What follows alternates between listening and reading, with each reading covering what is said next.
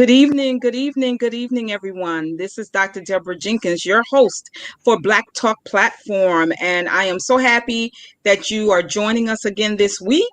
And I am here with Pastor Anthony Davis of the Harvest Restoration Ministries and Minister Yoram Keith Rodriguez.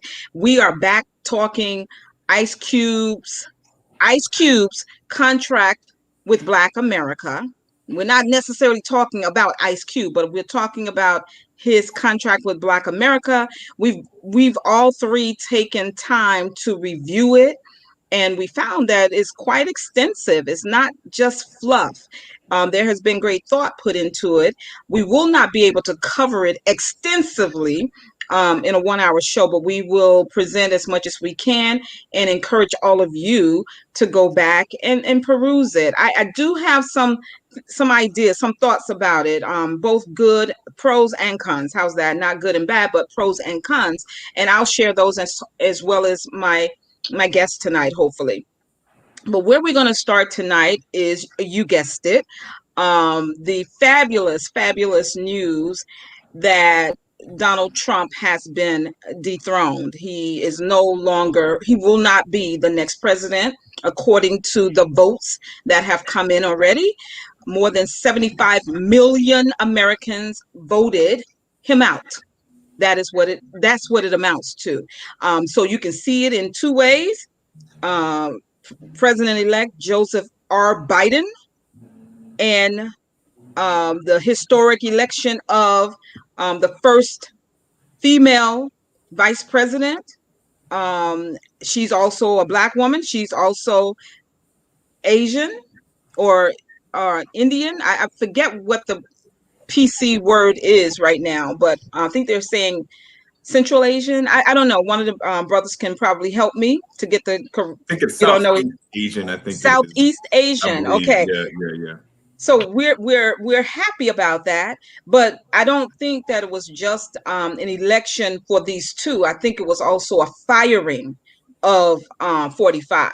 So I think there are two ways to look at it. But in any event, we saw everybody dancing in the streets all over the country.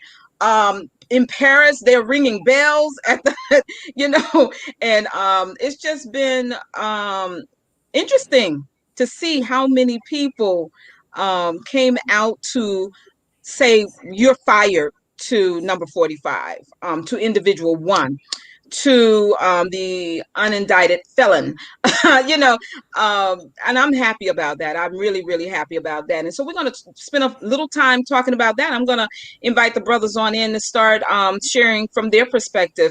So since you're to my right there, Pastor Davis, why don't you start us off telling us what your thoughts are about the election?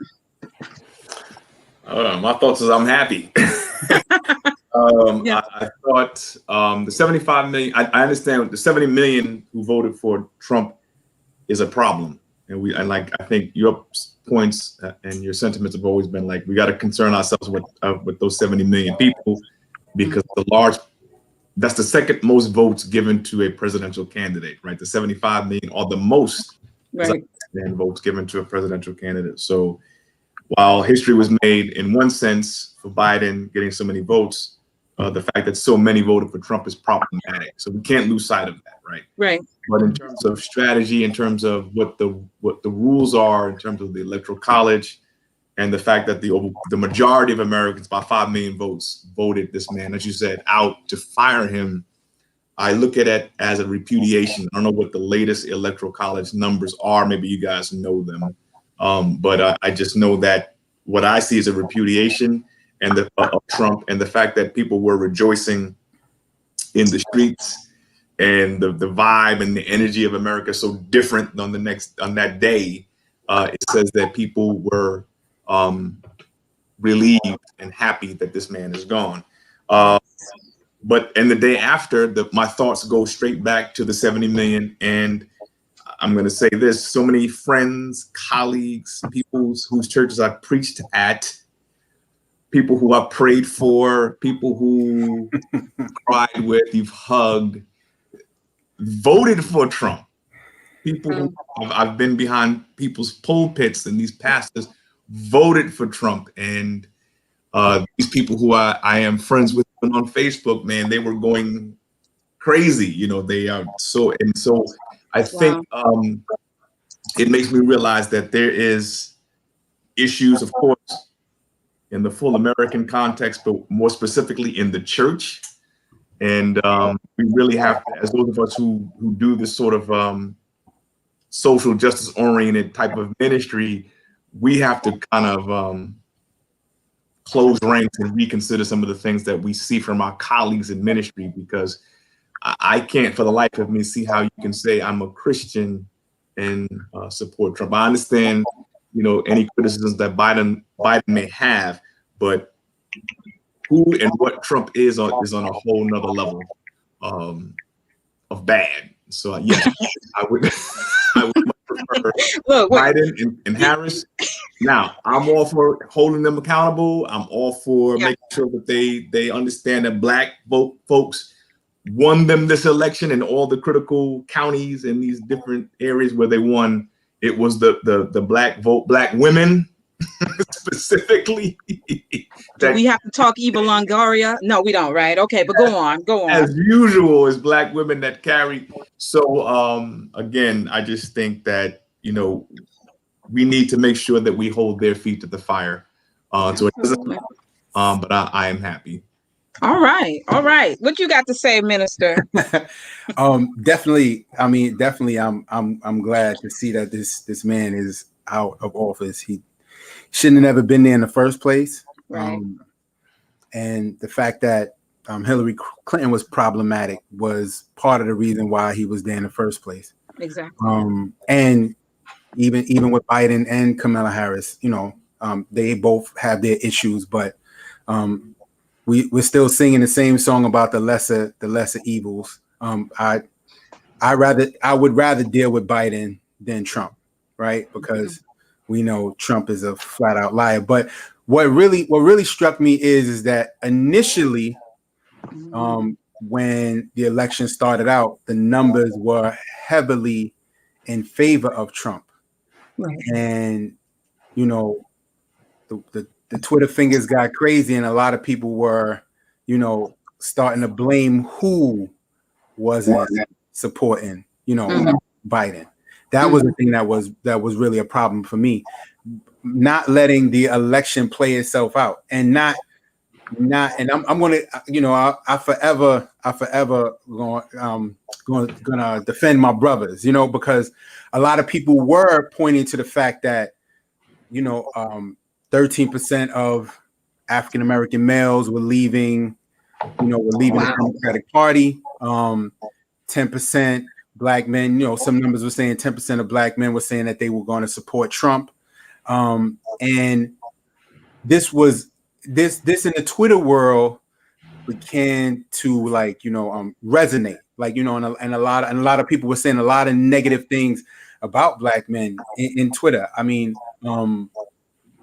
Torian Walker, he has a website called Context Media, and he wrote a really good article about the issue, and the title of the article was "Blaming Black Men," and he talked about this issue. And I'll just read you one. I'm gonna read you one tweet from, her name is Chanda Prescon. She says, thinking about the fact that I've seen folks saying that up to 10% of Black men are gonna vote Trump, and the fact that every time a Black woman points this out, I see a Black man that I expect would know better get in her face about it. That's what her tweet was. And so I find that surprising. I mean, because when the article goes on to mention 45% of queer men support Donald Trump, were in support of Donald Trump. 30% of Asian American and Pacific Islanders were in favor of Trump. 35% of Latino male voters were in favor of Trump. This is out of a Newsweek article. Then it says 19%. There's a 19%, only a 19% approval rating among Black men. 19%. And when you look at other demographics, you have a larger number of people supporting, and 35% of Hispanic male voters supporting Trump.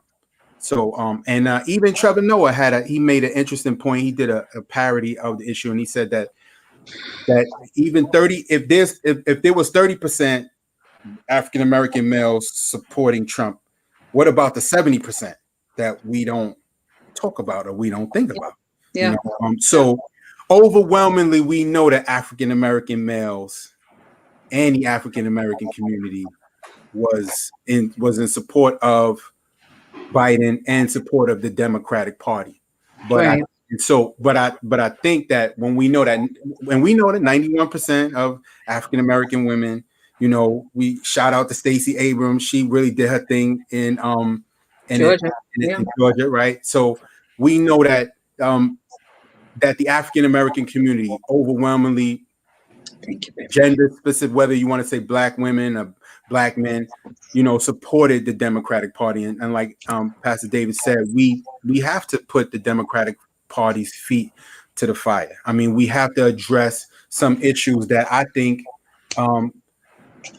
are polarizing, that it causes us to be polarized. When you talk about crime and the way the Democratic Party initially addressed crime during the Clinton Biden, you know, Clinton era with the crime bill that was authored by Joe Biden. So I think that but I think that is something that we really have to address and we really have to deal with. And so when you talk about that and you talk about the impact that it had on African American males, and no one really saying anything about it, you have to really start to ask the question of why black men were leaving the Democratic Party, and if they really did hear anything that addressed them specifically.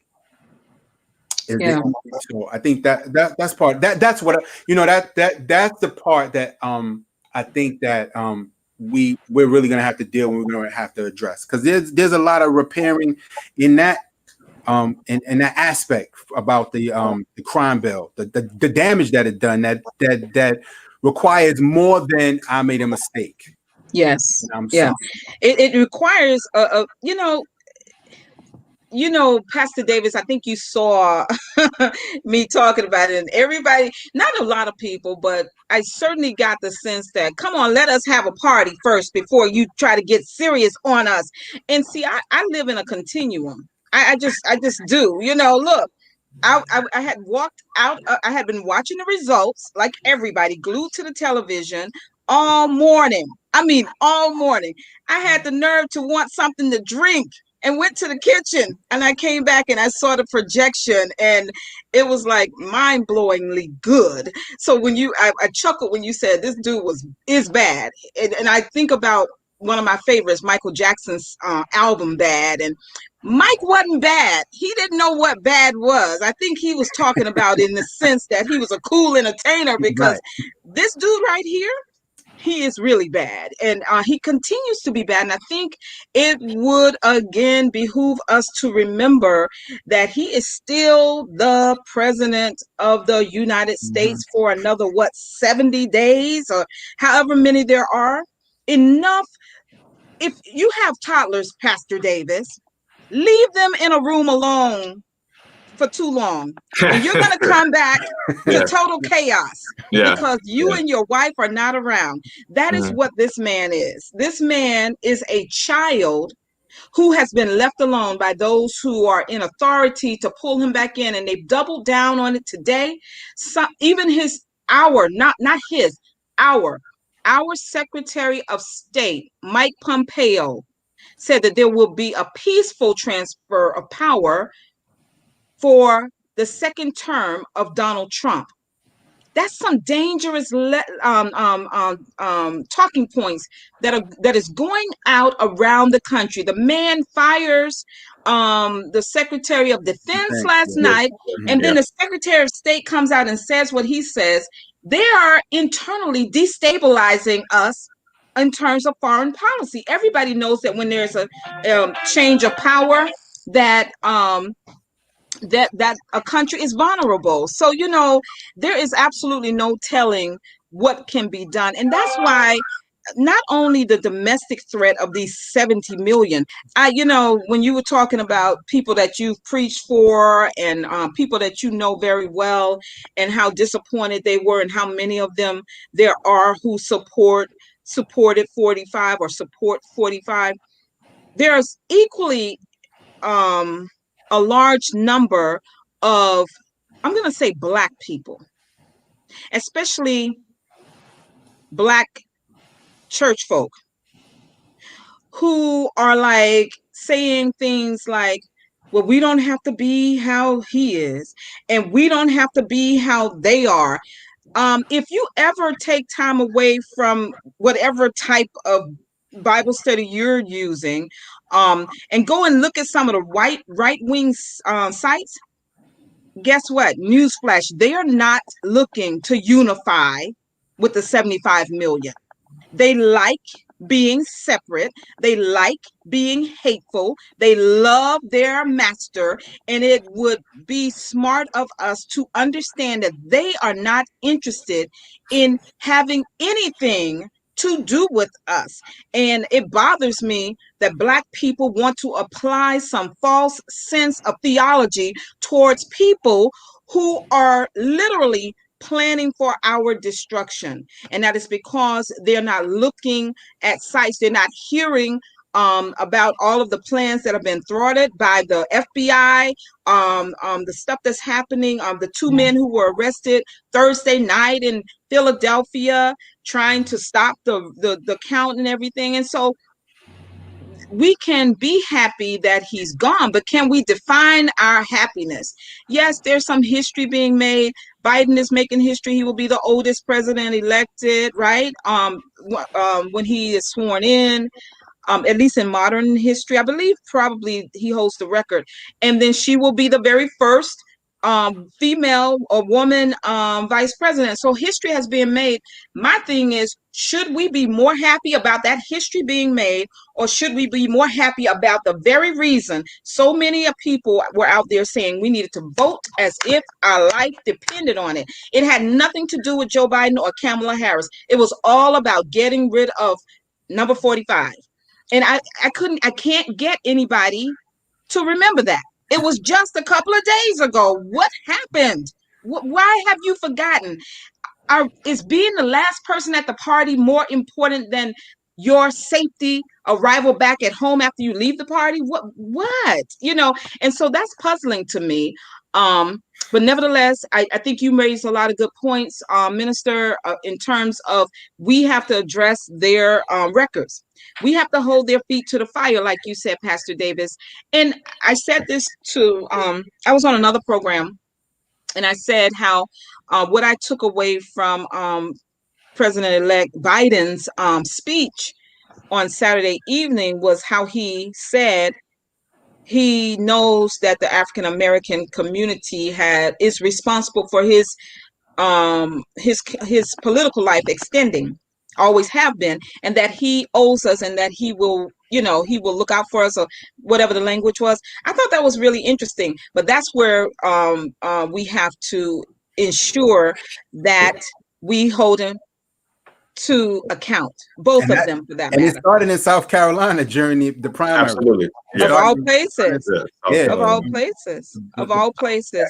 I think it's important for Joe Biden to say that, and that's where I think that distinguishes him. And I understand what Minister Rodriguez Yoram is saying regarding blaming Black men, because it's easy to fall into the trap because it's so close, right? The votes can be so close in these counties. It's a hair thin number, right? Mm-hmm. Becomes problematic. And I'm going to say, for me, I already know that certain percentages of Hispanics and queer or whatever, the various other populations are going to vote for Trump. I already know that. I know that that's the way it is, because a lot of it, let's just be frank, a lot of it is white supremacy. Mm-hmm. You have to know that, right? That white supremacy is not bound by gender. Yeah. And certainly anybody that's non-Black, whether they're Asian, you mentioned them, or Hispanic, they don't necessarily have any allegiance to the Black cause. Right. You should almost have a default mode where we expect that from other groups. Sure. Be careful with it. Now, that doesn't mean that the Democratic Party gets everything that we have, in terms of votes. I'm not saying that we have to be monolithic in that sense. It's just that when you see the danger that Trump is, we have to think about that. So in looking to vote for him and peel off 2%, 3%, then we would have in any other given year that can affect an election. Yeah. That can affect this guy having 4 more years. So it's critical. We as Black folk don't have we don't have the leeway to do that. So we have to be almost, I don't think we can afford but to be somewhat monolithic, right? Now, that doesn't mean, again, that Biden or Kamala Harris are off the hook. I think they're saying, and Barack Obama said the same thing, now that I'm in office, it is the obligation of the community. Yes. Organize in such a way to make me do my job. Make me do my job. And that's part of what we're here for regarding Ice Cube's plan. Now, I looked at some of the plan. I'm not me, man. There's a lot of generalizations and stuff like that. It's like, man, it's some of the stuff we've seen before, right? Absolutely. Yes. Stuff that we've seen before. But it's a framework to start, like, in this conversation, right? Mm-hmm. It's an impetus. It's a platform to start but we have to do this. And so we have to have this conversation about plans like this. And then we have to figure out because mass incarceration, as an example, is not as much of a federal issue as it is a state issue. And sometimes we forget that, like that it's the state prisons where we are most populating. That's the point. But now I always talk to Yoram about LeBron James. Right now, I'm a big fan, not just greatness on the floor, but because of the fact that he's so pro-Black, radically, unapologetically pro-Black, and doing things with his More Than a Vote organization, paying for the fines that felons have to pay, right, to allow them the opportunity to vote. Like, these are the things that we have to start doing as far as an agenda. Now, he didn't take that, LeBron didn't take that to a political leader. He formed an organization to deal with that. Yep. He has an organization that deals with scholarships. He has an organization or a school that deals with a particular community, and he has housing for parents and stuff like that, for parents of students who go to the school to help them and assist them, right? Like, there's a way, and I'm not saying that celebrities can save us. I'm saying the thought process that he has as an agenda, right? It doesn't necessarily take it going to some legislation process. We have to start to do these things, right? So the more we do these things, now all of a sudden a guy like LeBron or anybody with an organization like that begins to have political leverage and can use that leverage, right? Because you'll have people working with you, a network, those are all votes. Politicians like that. Hey, they got this thing, this infrastructure, this organization working. All these people are involved. They're swaying public opinion. These are voters that are looking at this, right? So they begin to align with that agenda that's being executed by grassroots organizations, and right. what Ron is doing is certainly a grassroots movement, right? But that's the model by which we have to start implementing these agendas to make sure that we move the needle ourselves, and then at the same time, with our activity, it's the kind of thing that makes people like Biden and Harris conscious of what we're doing, and they better keep in line with this. It's right. You begin to organize, right? You actually draw a good contrast between the approach that LeBron James took or is taking compared to the one that Ice Cube has taken. Very little criticism from within the community, the Black community, for LeBron James's approach, as opposed to Ice Cube's approach. Um, Again, like I've said many times, my youngest sister, made me aware of his contract with Black America probably at the latter part of July. She sent it to me, as you said before, Pastor Davis, and I believe I've shared here. Um, it's light. It's light. It's a retread, you know. Mm-hmm. I don't know if Tandra is with us this evening. We talked about it a couple of weeks ago when we were, she had asked you a couple of questions. I think Minister Rodriguez, but we've all sort of looked at it by now. And while they thought about it, it's a thoughtful plan. I had asked the brothers audience, let me do the police reform and justice piece, because I'm actually engaged with the NYPD around police reform. And so there are so many issues that are there. And like I said in another show, on another platform, it's hard for us to get on code as Black people because of things as simple as our regional differences. We eat differently from the South to the North, right? From the East to the West, our food is different. Our culture's a little different. I remember growing up in Alabama, we would always seem to get the music, the best music, before New York would, because I had cousins up here all the time, and they would come home, they come down south, and they'd be like, what is this? What is this music? And we got so arrogant as to tell them, well, maybe by the time you get back home, it'll be playing on New York radio. So even down to our music, we are very different, even though we like the same things. And so in order for us to get on code, there needs to be agreements around a few things, some very basic things.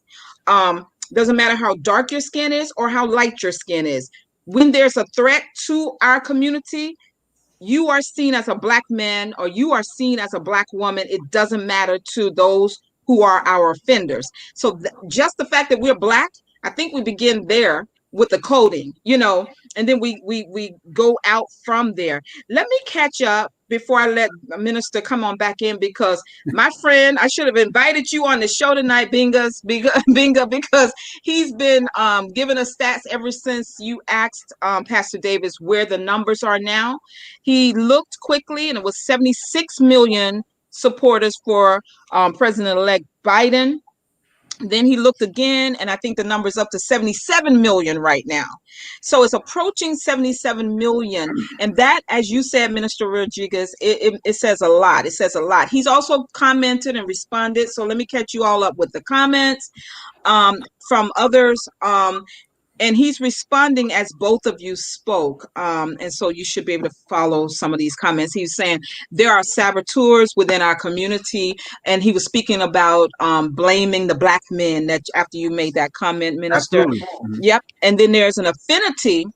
This is the other thing. There is an affinity towards tyrants, despotic, totalitarians in their ways. And a lot of men, including some brothers, are fascinated about this. And I think we have to address that too. What does that really mean for the Black family if Black men are attracted to people like Donald Trump? That's something. And he says, like you said, Minister, we can't forget that many brothers voted for Biden Harris. So you can pick up right there if you like to. Mm-hmm. I don't really believe that a lot of Black men were they could have been fascinated by Donald Trump. I think one of the things that we have to understand is that a lot of information comes out on social media, and a lot of times the research says that people are 6 times more likely to believe the fake news on social media than the real stuff. And so and Donald Trump is the king of retweeting fake news. Right. Yeah. King of it. He is. He is. And so, I hate to generalize, but I think a lot of times people get caught up in what I call meme theology and meme scholarship.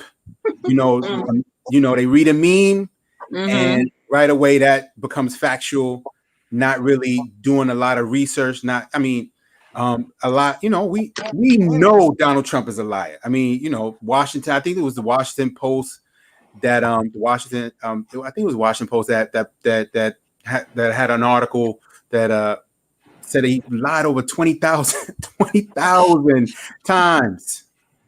Wow. Yeah, I'll send you the link to the article. I'll send you guys That's crazy. 20,000 lies or misrepresentations. The man lies.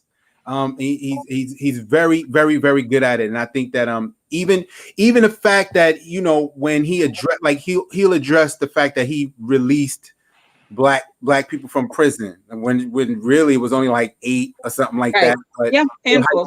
I mean, during the Obama and Biden administration, I think it was I know the number was like in the thousands that were released. In the thousands, I can't remember the number. I think it was like 2,000.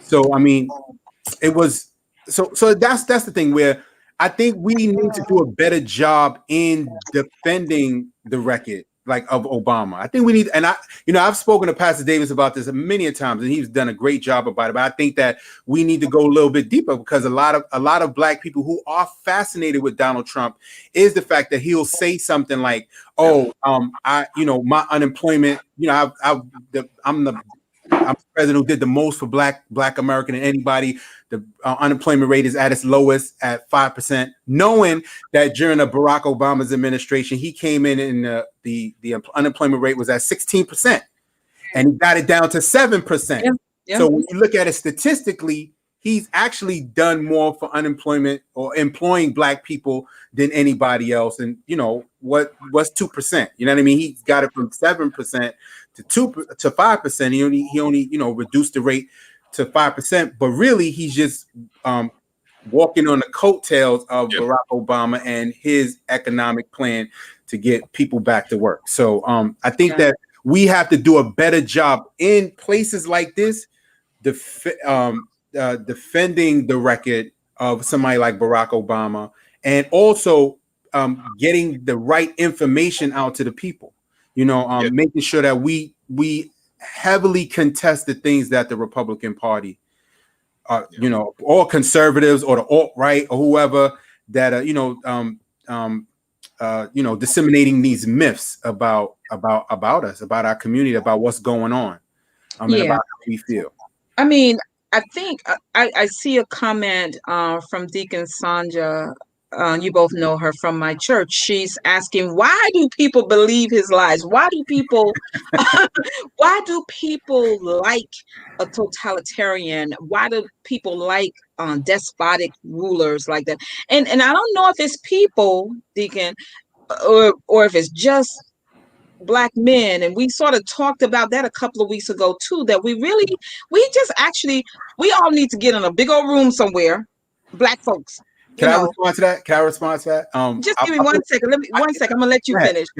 We need this big old room, and we need a neutral zone right in the middle of that same room. We don't all need to sit, girls and boys. We need to be intermingled, but we need to have these deep conversations because, and I'm gonna segue back to you, Minister, because that is why they can push all of this lying and this just misinformation into our communities, and we walk away believing it. So go on, respond to that. I'm gonna respond to it like this. There's a old poem I once heard, and it says, "The truth and the lie had a race. The truth won, but the lie took its place." And I walked away with that is that you can hear a lie so many times. You can even tell yourself a lie so many times that it actually becomes the truth in your mind. And Donald Trump had the loudest horn. He had the loudest horn. And we actually believed, or some actually believed, because he said these lies so many times, repeated them. And like I said again, we did not take the time to sit down. Look, I just refuted his unemployment talking point that he uses all the time.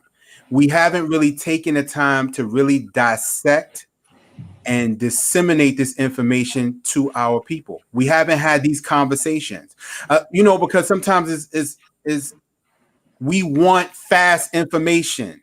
We want it now. I mean, now we want it in an hour talk. What we want to turn on a 2-minute YouTube blurb and watch it all. 2 minutes and try to get all the information in at one time and not really go and dig deep into it and then have these deep discussions. But not only that, there is a point where you have to fact find. There's a point where you have to have discussion.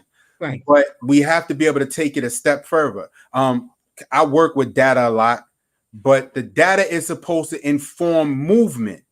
And I think that's the place where we need to go. Now that we have the data starting to come out about the election, now we have to use this information, the data that's coming out, and use it on how we need to address. Because look, African-American men who are college educated voted differently than African-American men who are with high school diplomas or not or don't have high school diplomas. Mm-hmm. They voted differently. Mm-hmm. And also even African-American men with some college. And I mean, that's across the board among African-American people. They voted differently. The messaging, we have to have messaging for each educational level. We have to have, we sometimes we might even get too sophisticated in our delivery of information. That's true. I mean, I think you're right. And it's not to say that we should dumb it down. The information has to be transferred, but we needn't be up here with the language if people are not going to understand it, right? One of my former students, he's a very supportive person, New Yorker, relocated to the South. And I often talk about the lack of fairness for those of us who live in states such as New York, especially downstate, particularly New York City, in terms of the Second Amendment. Upstate, it's just different. It's very expensive to get a permit. It's a very lengthy process. So this is not an issue for my former student, who is also a friend, who now lives in the South. And so I just happened to be on Facebook, and I saw where it seems, and he'll let me know if he's watching this, it seems that he voted for Donald Trump because of the Second Amendment. And this is, again, what I'm talking about. Regionally, he's highly educated. I think he has 2 masters, highly educated, not at all who, we're on the lower spectrum. But someone said, I thought you voted for Trump. And I think he was congratulating Biden and Harris. He said, well, you can vote for people but still congratulate the victors, or something to that effect. So I wanted to be shocked, but I realized we have regional differences. For him being able to own a gun outright, I think he's in a open carry state. I'm not positive about that, but leaving New York, where they make it so difficult for you to protect your family with gun ownership, and going to now a state, I don't think this particular state is pushing to interfere with Second Amendment rights, but for him, that's more important than maybe it is for the 4 of us or many of the people who are watching. So where do we start? Miss Gretchen had asked over here, how do we get information out to people on a large scale? I think we have to go back to actually deciding what should that information be. Well, go on, let me just jump in here, and I think the points that you both make are critical points, right? And that's part of the thing that we have to do to sort of correct some of the thinking out here, right? We have to create the platforms to bring the information, because there's a group of people that we can affect with information, with data, and the interpretation of data, right? How do we synthesize it and contextualize it and use it and move people forward? Right. But with that being said, listen, I have family members that voted for Trump. Mm-hmm. They may live in the South or what have you, but I have cousins. They're not dumb. They may have some.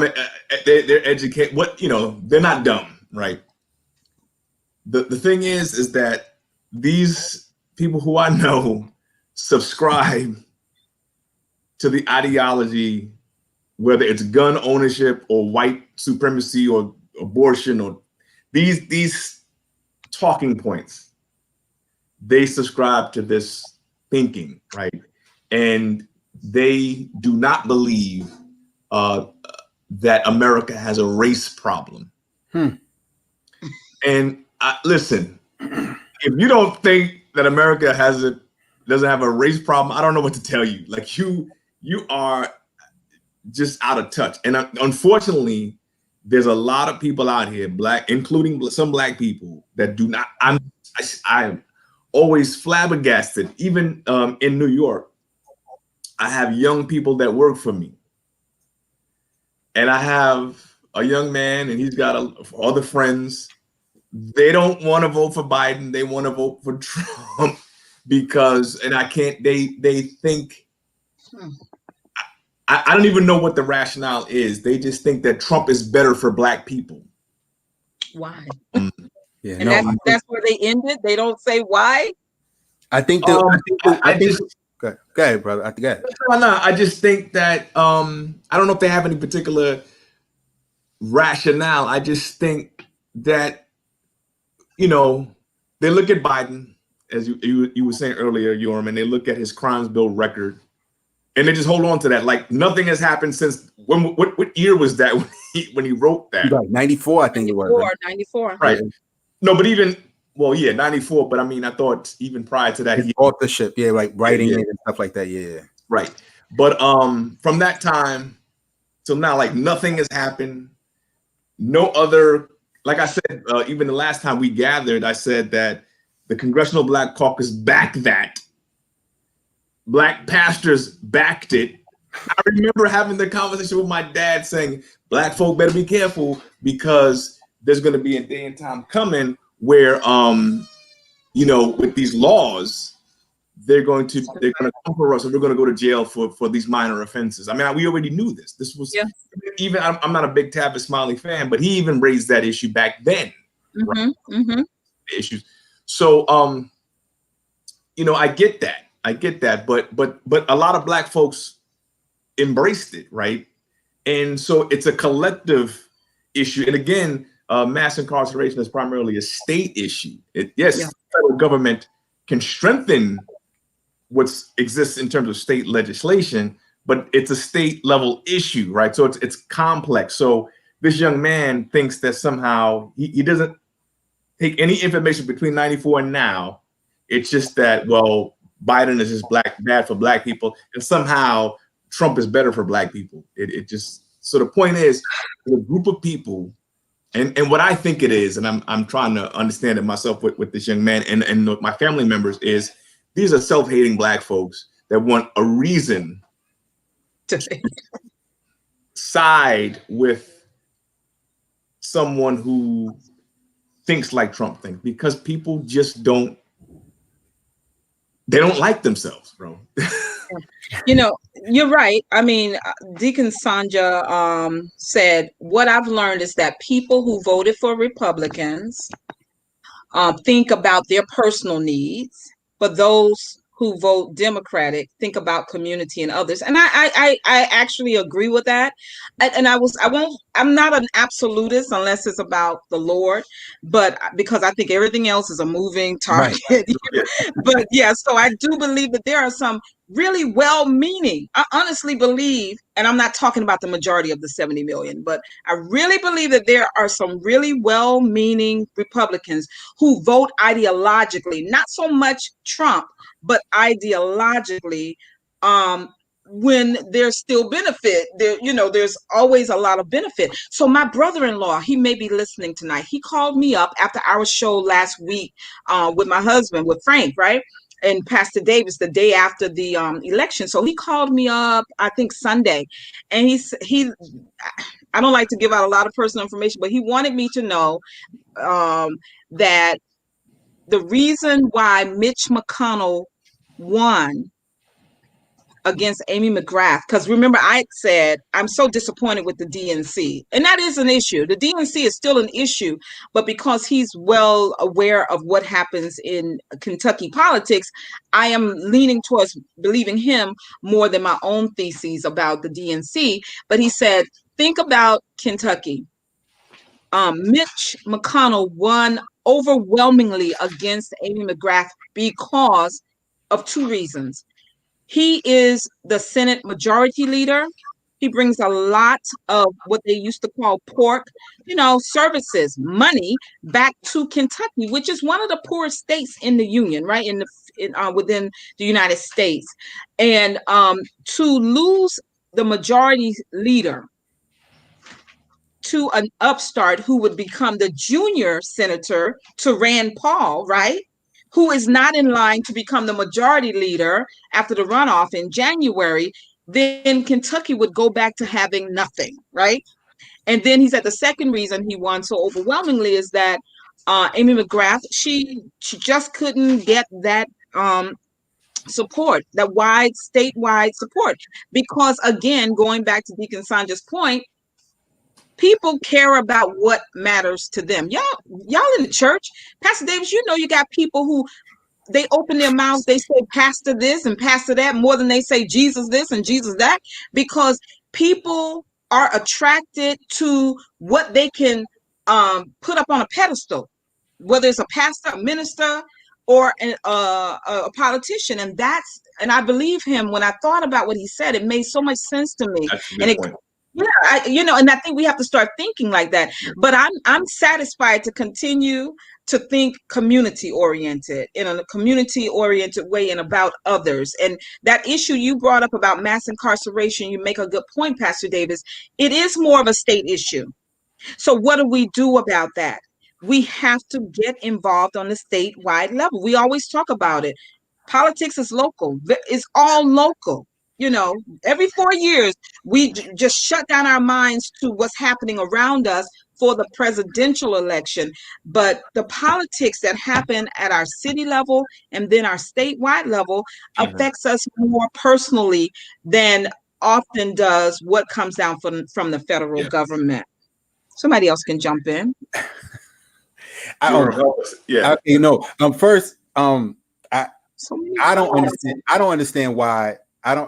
don't understand why people would think that just because the majority vote Democratic that it's against our interests, right? That even personally, I mean, you understand, because when you look at the historically, it's a fact that Black people have thrived under Democrats. It's a fact that the economy has done better under Democratic presidents. That's just a fact. So I think that oftentimes it's like what Pastor Davis was saying with this young man, that people are just misinformed. That's what it is. They're just misinformed. I mean, to say that you're voting Republican because you want to protect your Second Amendment right, that's not a full context statement. Barack Obama didn't want to remove the Second Amendment. I mean, he didn't want to remove it. He asked for gun control. Wait, bro. But just to add to your point, so I'm gonna let you. But I do think, going back to what I said about the self-hate, I'm serious, man. This is a big thing that we think it's information. Yeah. And I'm telling you, with my cousins, with this young man, with the disappointment I have with my Latino brothers and sisters, it's not lack of information, because we can I've dialogued with these people about the information. Now, let me add that part, right? Even with this young man, right? It's something else. It's almost like Black folk ain't no good, and I don't want to do with what they. Right. Yeah, I got you. So yeah, and I agree. I definitely agree. So let's take it deeper about the information. How misinformation can affect your feelings about someone, right? So there's always been misinformation historically about Black people, right? I mean, when you think about the associations of Black people being criminals and lazy and all this other kind of stuff like that, and what is being disseminated worldwide about Black people. The negative aspects of hip hop culture or whatever. These media projections, these negative media stereotypes that are put out there. This is what is being fed. This is what feeds the mind of people worldwide. So I think that misinformation causes these feelings, it causes these this point of view perspective. I'm gonna interrupt you 1 more second. I'm sorry. Yeah. So one of my friends, a Spanish woman, went into a real Facebook rant for Trump, and I jumped in. I never really comment on anybody's page. I leave people alone. I jumped in, and she said, "Pastor, I know I'm not going to talk to you about history because you'll kill me with that." Like, she knew that I would be able to give her proper context and quoted information and sourced out stuff, right? She had to back off. She didn't even want to get into a debate because she knew she wouldn't be able. And I'm not trying to intimidate through information or knowledge, right? But she knew, hey, I better not deal with this guy because he's going to dismantle me, right? Right? So, but it wasn't going to change her position, even though she knew I was going to give her something that she couldn't refute. And what I'm trying to say is sometimes the challenges that we have, right, is disposition. It's not information, it's disposition, right? We talk about sin, and from a spiritual point of view, what sin does to people. That's what it is, bro. It's like it's a sinful disposition that people cannot move away from, because it's staggering that we could see what this man has done just to the race issue in America, just these last whatever years, and even before Trump, right? Even during Obama's presidency, it's not like Black folks wasn't getting shot and there weren't these disparities, right? These are long-standing issues, but the way Trump has handled these things and enabled these people is off the chart, right? And so these closeted people have been enabled by Trump. They embrace anti-Black racism. Sure. And I think that's the part where we have to start. That's the starting point. Like, we live in a country that embraces that in everything that we do. I don't know if it's information, because, bro, we put a lot of information out just to our sphere of influence, right? Just think about the world. Think about the people we deal with. Yeah. And they still have a certain attitude that can be anti. Well, let me share this question that Denise Best put in the chat. She said, can the fact that certain rappers endorsed Trump influence their vote? And that speaks to what you're saying right now about tons of information. But who is truly influencing us, right? Like, so you have people within your congregation, and I have people within my congregation who would never let it be known, because we pastor predominantly Black communities, right? Would never let it be known that they voted for Donald Trump, because typically we have an anti racist, we have an anti-oppressive, we have an anti-white supremacy ministry and viewpoint on life. And so to come out and say, in the midst of that type of theology, that I have supported someone whose very existence is antithetical to my own, would make them feel marginalized. But so we wouldn't be able to share anymore, or we really have to come to terms with all the sharing that we've done. It still didn't move the needle towards justice in the eyes of these people. And those people, I'm not really willing to just cancel them.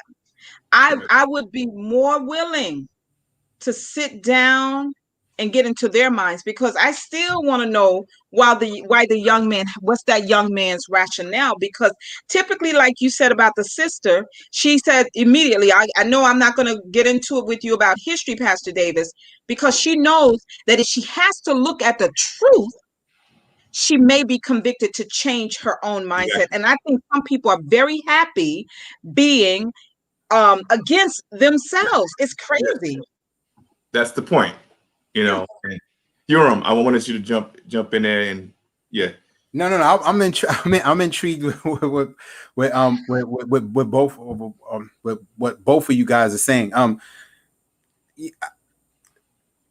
I know it's easy. It's real easy to. I mean, you know, people don't like losers, man. And I've said this to Pastor Davis before, and black people have been on the losing side of the game, and people gonna want to associate with winners, and honestly, white supremacy, white folks have been winning, and in order for me to get a leg up, and this has been the legacy in this country, right? I mean, the Irish were indentured servants, but their interest would have been more to align with black people, and they didn't. During Civil War riots and stuff like that. I mean, we can go on and on about history. I mean, we've and I don't want to be divisive, right? I mean, my last name is Rodriguez for a reason. My father's from Puerto Rico, and I've grown up in Puerto Rican culture. I mean, we shouted loud about Vieques. Al Sharpton got arrested in Vieques. He fasted. He went on this whole spiritual fast for, I think he was locked up for a month or so, or maybe even more. So we cape for other people and what their agendas are. When Donald Trump was talking about the Chinese virus, we spoke up loudly about that, and we called it what it was: absolute racism with DACA and the immigration policies. We spoke loudly about that. No, this is racist. This guy, you're straight racist. Yeah. Because we know the language. We've experienced it in this country. We understand it. So we spoke out against it.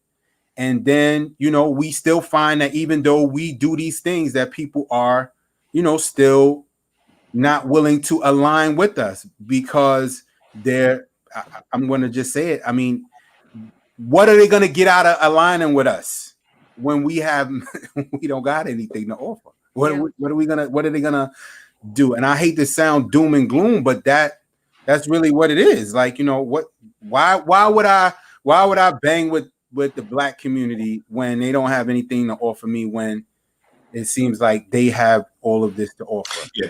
And in addition to that, it's that part, right? And then the other side, which I think can be added, is Barack Obama was an intriguing individual, right? I mean, no scandals, handsome man, beautiful family, successful presidency. And if you're not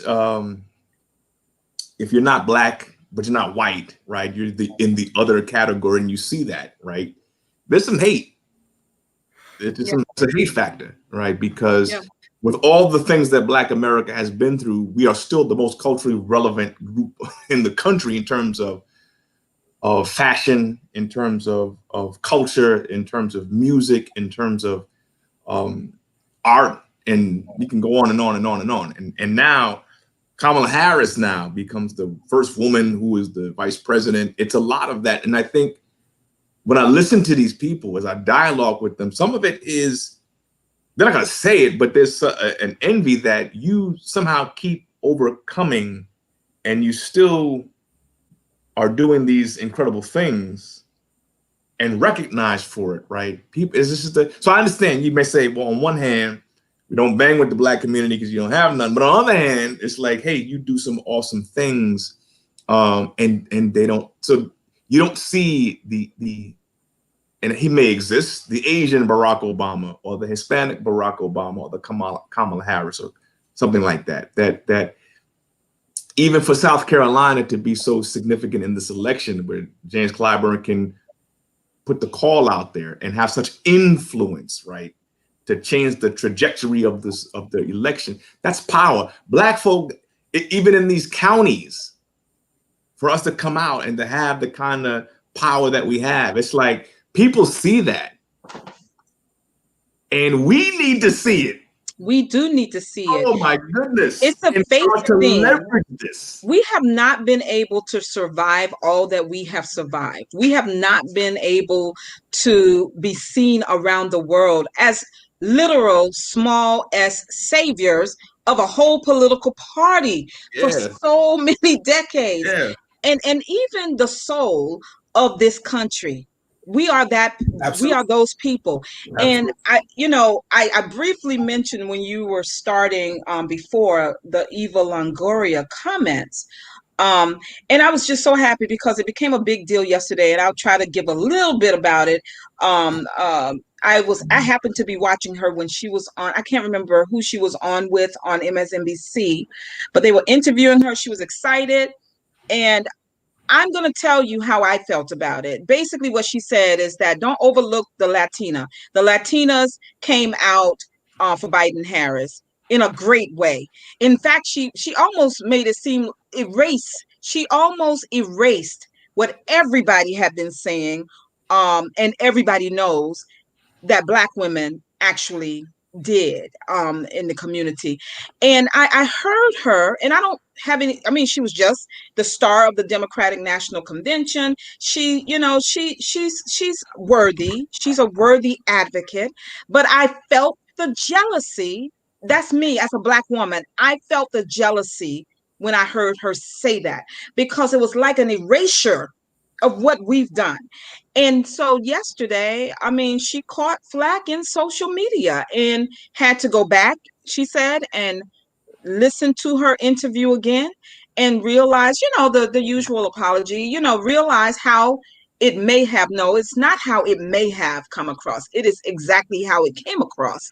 And I was so happy that when I got back home yesterday, I had spent some time with my sister friend who is both Cuban and Puerto Rico, and she embraces her Blackness. And for her, it was just like sitting for hours with her, as opposed to having internalized how I felt about the Eva Longoria comment interview, and then to come back and see that it was a Twitter storm around her for the comments she made.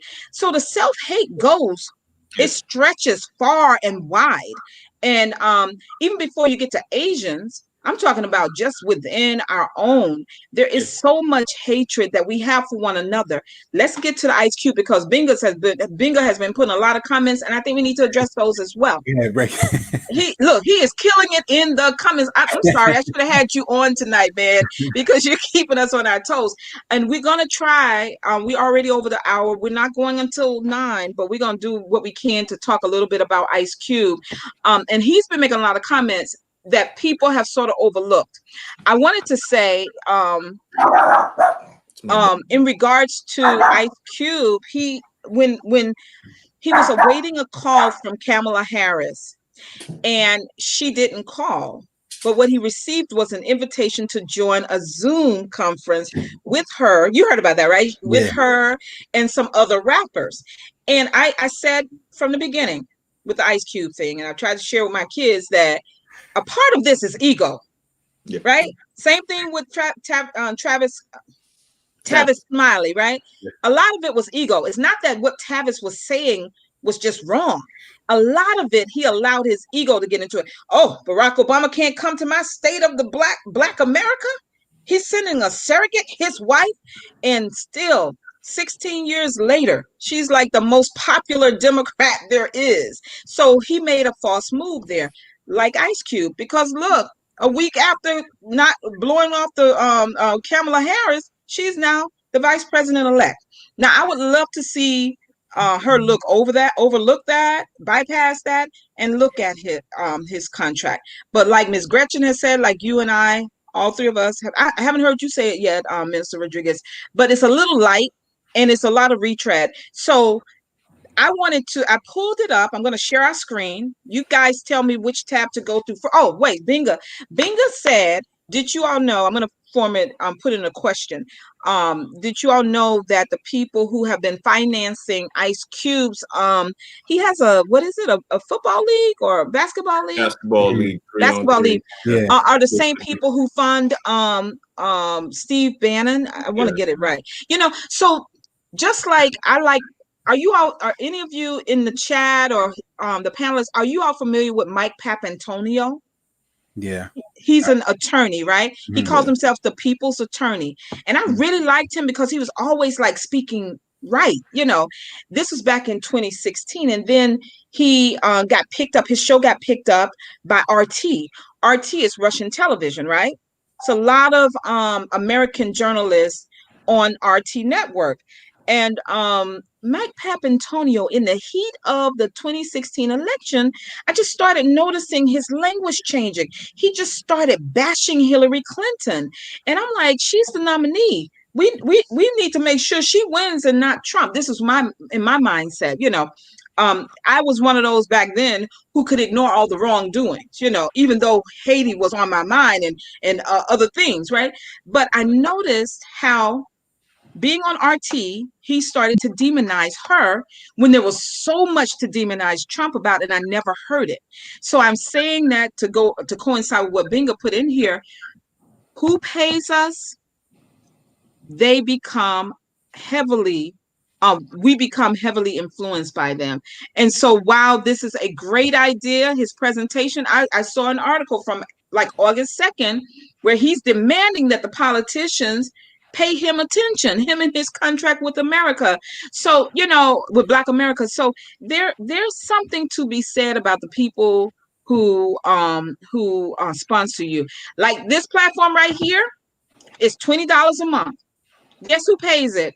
I pay it. I'm not influenced by anybody. I pay the $20. I don't ask for any ads. I might do it in the new year. I don't know. But, because our platform is getting traction. And so people want to get their products out there. So I might consider it. But I'm not taking money for this. And so that's why we can come on here every week and say what we feel comfortable saying, and not with an eye towards offending, but just with an eye towards justice and telling the truth. When you are being paid by others, that's a hard line to walk, that line of maintaining your integrity. So I thank you for putting that in there. You wanted to say something before I share the screen, Pastor?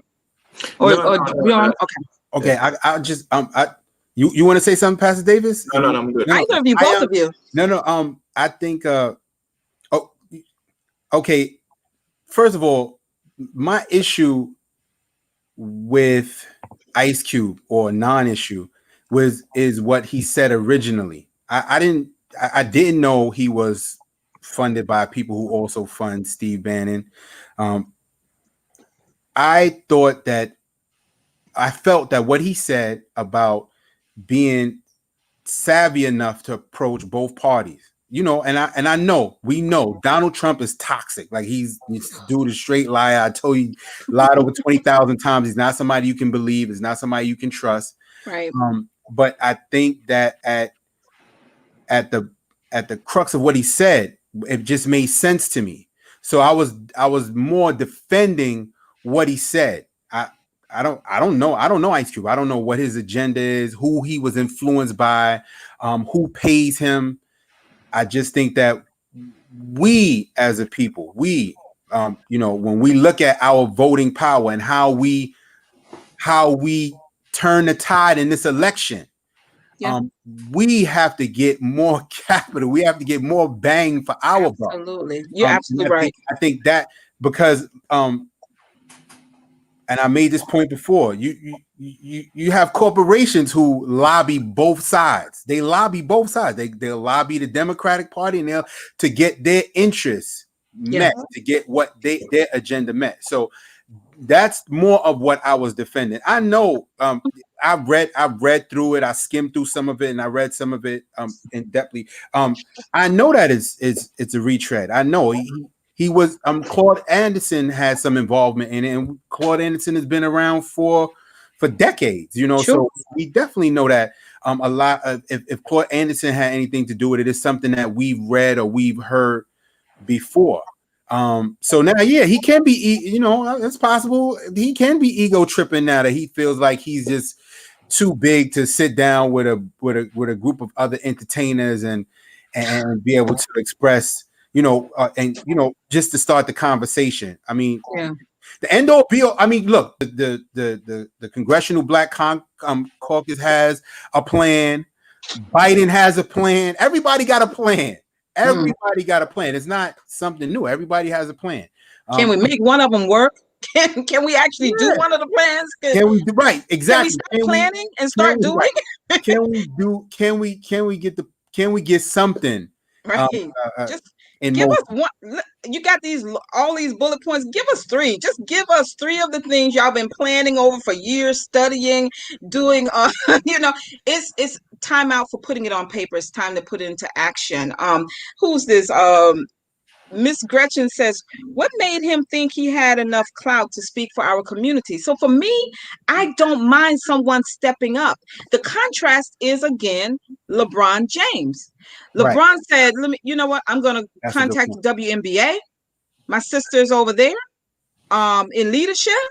I'm going to contact my boys who have the same mindset in the NBA and some in the NFL. I'm pulling together my crew. He didn't go to the politicians like you said, and I think that's so important. Yeah. I remember my husband saying before, and he said it years ago, he said, if you build it, they're going to come. I mean, it wasn't his original statement, but he was saying, you don't always need someone else to rubber stamp what you're doing. You just actually need to show that it can be done. And when you do things, people will take notice because you're doing more than paying lip service. You're actually doing the things that you believe need to be done. Yeah. And so I don't mind an Ice Cube stepping forward, but none of us, and that goes back to what Pastor David said earlier, we're not so monolithic that we can even get on code together. We need to find and I always say 3 points. Because if you go beyond 3 theses, you're going to get lost. You're just going to be all over the place and you really start spinning your wheels and you don't really accomplish much. Hey, Leah, there's so many people in the chat. Let me go back up here to Denise. Denise is over here watching in YouTube. That's why I was like, well, I can't see your comments. I see them over here. She said that the women of color showed up in a big way, said the actress. Oh, she's quoting Eva for us. The women of color showed up in a big way, said the actress. Of course, you saw in Georgia what Black women have done, but Latina women were the real hero. See, thank you, Denise, because I was trying to be nice. Look, I was trying to pretend like I had forgotten why I was offended. That's what she said. And she got handled on both Instagram and Twitter yesterday for that. And again, who's canceling? I'm not canceling her, but that goes back to the education. You showed your fangs, you showed your jealousy, because we went from left to right, south to north to south. We weren't in pockets. Now I'm proud of what the young Latinas did out in Arizona. Can I share a funny story with y'all about Arizona? It's funny to me. It might not be funny to everybody, especially if there are any Trump followers in here. So you know that Trump has filed a lawsuit in Arizona about the count, right? And if you were watching, you saw that so many Trump fans were out there in Phoenix. They were out there praying. They had their guns. They were threatening reporters. They were just doing the Trump type stuff, right? And they were they were threatening the poll workers and everything. So he files a lawsuit to contest the votes. Right? You all want to know how many votes they're contesting? Do you all want to know how many ballots they are contesting? Has anyone heard this? Okay, let me tell you. 138. Which would not make a difference. It makes absolutely no difference. You are using money that you're begging people to send you for your legal defense fund to contest 138 votes. Which, if they are contestable and if they are bad ballots, they were probably already going to get thrown out by the poll counters. It's just ridiculous. But the Latina women, young women, out in Arizona, they had a groundswell. I wish she had. See, that's why I know it was jealousy, because she should have zeroed in on that. They have parents, and I think she actually, Denise, I believe she, in that interview, she talked about the triangle, the Guatemala, Honduras, and El Salvador. That's the triangle from which a lot of immigrants come. And these young ladies' parents, their moms in particular, they have a temporary visa status that is expiring in January. And these moms are many times the primary breadwinners in their homes, and for them to get deported is going to be it's going to turn everything upside down. But most of all, they don't want their moms to have to go back to these very dangerous countries that they've come from. So they did a lot of groundwork in a state like Arizona. But doesn't that make sense? That's where a lot of Latinos are, who've come from these other countries, that triangle of states, of countries rather. So I thought that, thank you, Denise, for clarifying that, because I was trying to be nice on this platform, but it really did offend me. But you know what? Guess what? I accept her apology. I don't think it's going to change anything ultimately for her in terms of how she's viewed in the industry. And Denise is also saying that also Navajo Nation, yes, come through, Denise, come through. The Navajo Nation helped push Democrats ahead in Arizona. So there was, so again, black women, 91%.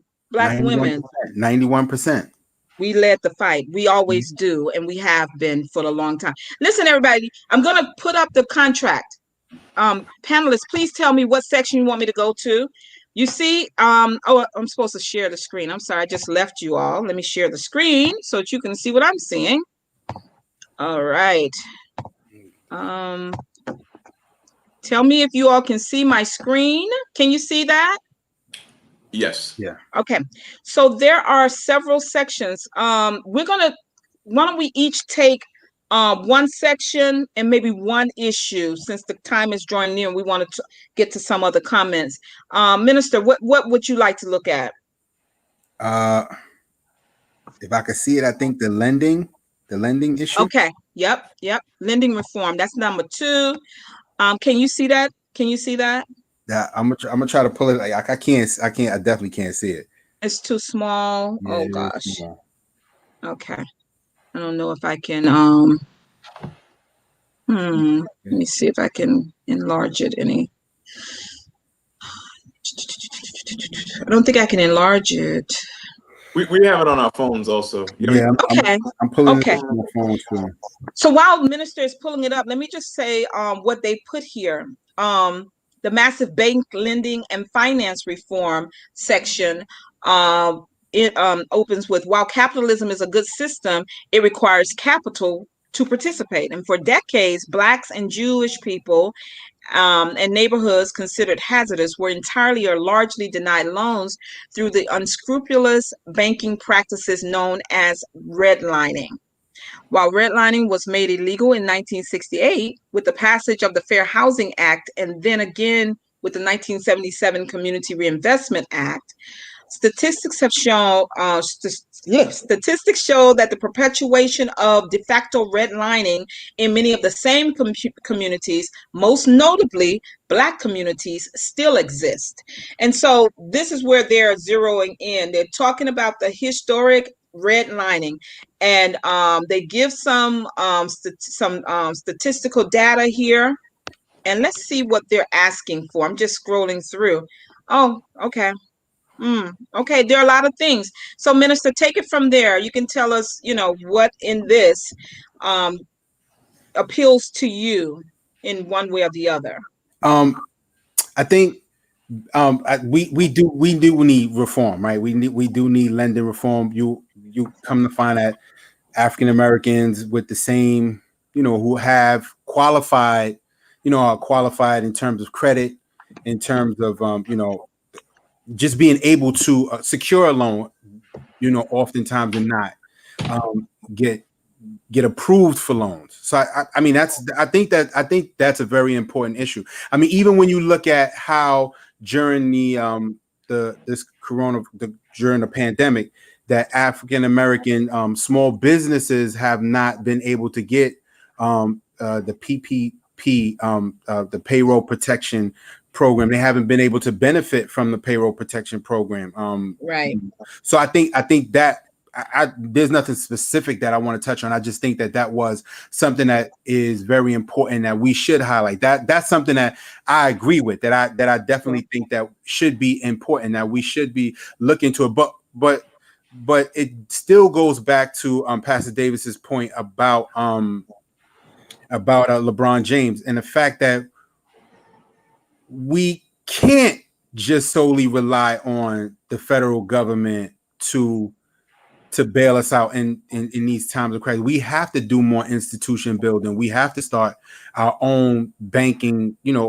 Killer Mike is, he's in the news now talking about how he's starting a black owned bank and stuff like that. So we have to get on board with institution building and starting our own banking system and stuff like that. So that I really think that's a very important issue. But I think even more importantly, we have to start thinking about institution building and building our own systems of lending. I mean, I agree with that. And I think also I don't want to be too critical of Ice Cube because these are you're right, Yoram. These are good points, and these are things that we have to consider. But like in terms of the agenda itself, right? It's something that people have talked about for a long time, and we talk about information. People have written books about this stuff. Yeah, that's true. You have The Color of Law, right? That's Rothstein's book. He talks about the impact of what they talk about redlining and all of these different things. There's authors who are not black who talk about this stuff. We talk about the color of money. Yoram, I think you and I may have talked about this. Black racial wealth gap. That's another book, right? That really talk about these points.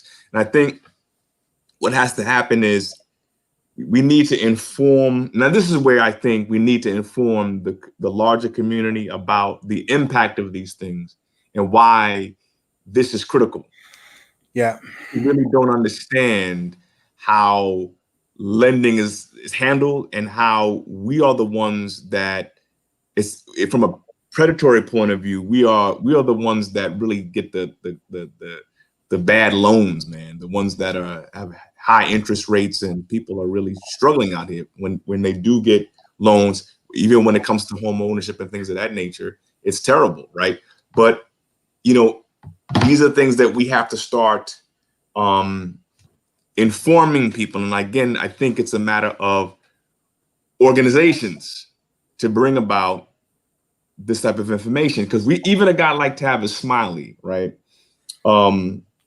He was associated with Wells Fargo, I believe, or somebody who he was. I think it was Wells Fargo. Yep. Right. He brought these predatory lending companies right into the community, gave them validity, and they ravaged black folks in ways that made no sense. Right. You're right. You're right. So we need people to organize and present this stuff to people because we really don't know. So I mean, yes, I get it, Ice Cube. The points are well taken in what we're reading here, but we really need to make it, as my father would say, put the cookies where the kids can get them. Right. Yes, absolutely. Right. Absolutely. And also, Pastor Davis, to your point, it also speaks to how wealth is created and even how poverty is created. I mean, because when we get, because I mean, everything's coming full circle. Even when you talk about this whole self-hate issue, when you talk about redlining, when you talk about predatory bank loans, this creates poverty. So now, and we as black people, we've developed this attitude, like we're not good with money. We don't know how to save a dollar. We're irresponsible when it comes to these things. And what the books that Pastor Davis mentioned shows how the institution, how poverty was institutionalized, how ghettos were created. This is something that just didn't happen in a vacuum or in happenstance, that these things were actually created based upon predatory lending, the not lending, not giving money to African Americans to buy homes and things of that nature, and only being able to buy homes in certain districts and things like that. So I think that is also important. Absolutely. Yeah, and let me just talk about that book again. It's called The Color of Money, Black Banks and the Racial Wealth Gap by Mirza Baradaran, and Baradaran. a really good book. And one of the, in terms of what Ice Cube has there, one of the chapters is capitalism without capital. That's one of the points that What's the author's name again, Pastor? Mercer, MEHR SA. MEHRXA. Is that a female? I think I saw her. What's her last name? I'm sorry. I don't think this is a female. I think this is a okay. man. Yeah. What's the last name? I'm sorry. Baradaran. BARADARAN. And I think Yoram may have recommended to me this book. I think you did, Yoram. I did. I got it in my room. I got it there. Yeah, and it's important. So it's like, one of the first chapters, 40 acres or a savings bank, right? Wow. Capitalism, capital, the rise of Black banking, and it really talks about the things that Ice Cube sort of outlines it, but in a more comprehensive way. And I think again, people need to become informed. Yeah.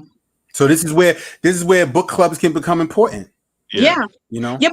I'm looking at the language, and this goes back to how you were saying before, Minister, how we have to adapt our speech to the academic level sometimes, not in any way to make people feel less than, but so that when we're sharing the information, people might actually understand it, because this right here is quite understandable to maybe all of us and everybody who's watching along with us.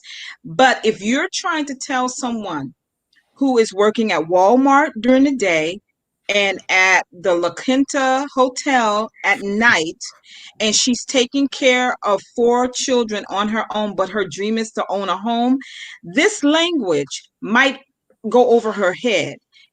Like you said, Pastor Davis, your grandfather used to say, or your dad used to say, put the cookies where the kids can reach it. Let's uncomplicate the language so that she can understand, where can I go with the information that you're putting here? And I think I think it can't be so high and lofty, our presentation all the time, because we're going to miss a very important group of the very same people we're trying to represent. And so I think this is good history.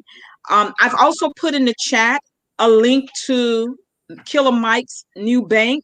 It is waiting list only because they're still testing. But as of today, they have 200,000 people who have pre-signed up. Just use the link I put there, share the link widely.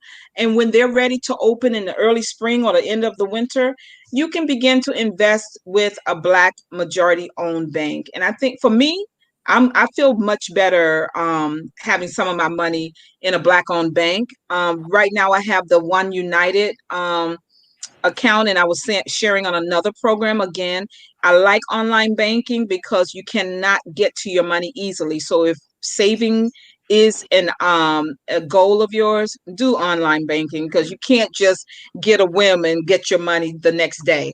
And I like that. So that link is there. Feel free to share it. Pastor Davis, which link, which tab would you like for me to click? You can click on the third one, the judicial. Okay, gotcha. All right. He again, it's a little. If you look at it, it's several bulleted points, and he talks about recognize racism as a public health crisis that mandates federal response. Well, yes, we know that, and whether or not it's going to happen, I don't know. But I get that, and ban all privately run prisons. All of these things, right? I think we all subscribe to. I think most Black Americans subscribe to, and I think a lot of what he is saying. I think going back to what Yoram brought up earlier about our conversations about Barack Obama, and how if we go back on YouTube and listen to some of Obama's speeches when it comes to judicial and public policy reform, dealing with some of the points that are made here about the 3 strikes law, about mandatory sentencing and things of that nature, Obama really articulated these things very well, right? And whenever the president speaks, it becomes policy, right? So he really, Obama took a lot of Michelle Alexander's language and made it part of his presentation, right?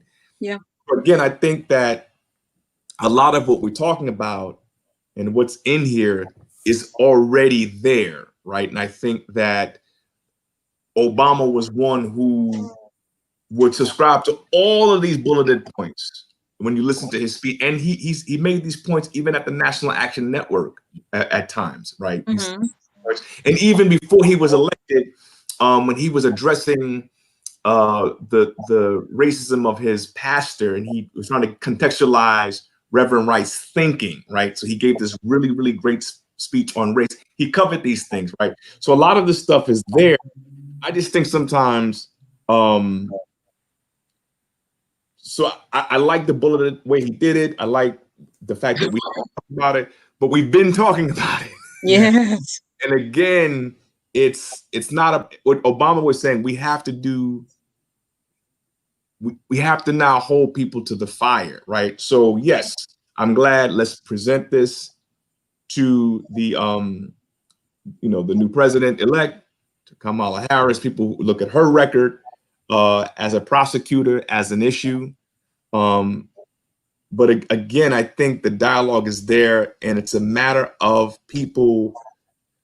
Again, it's organizing. Again, it's we're aware of this clearly, and we have to really hold people's feet to the fire, because I really, again, I'm not so much disappointed in Ice Cube. I think it's a good framework, but it's like, man, we know this stuff already, man. Right. Yeah.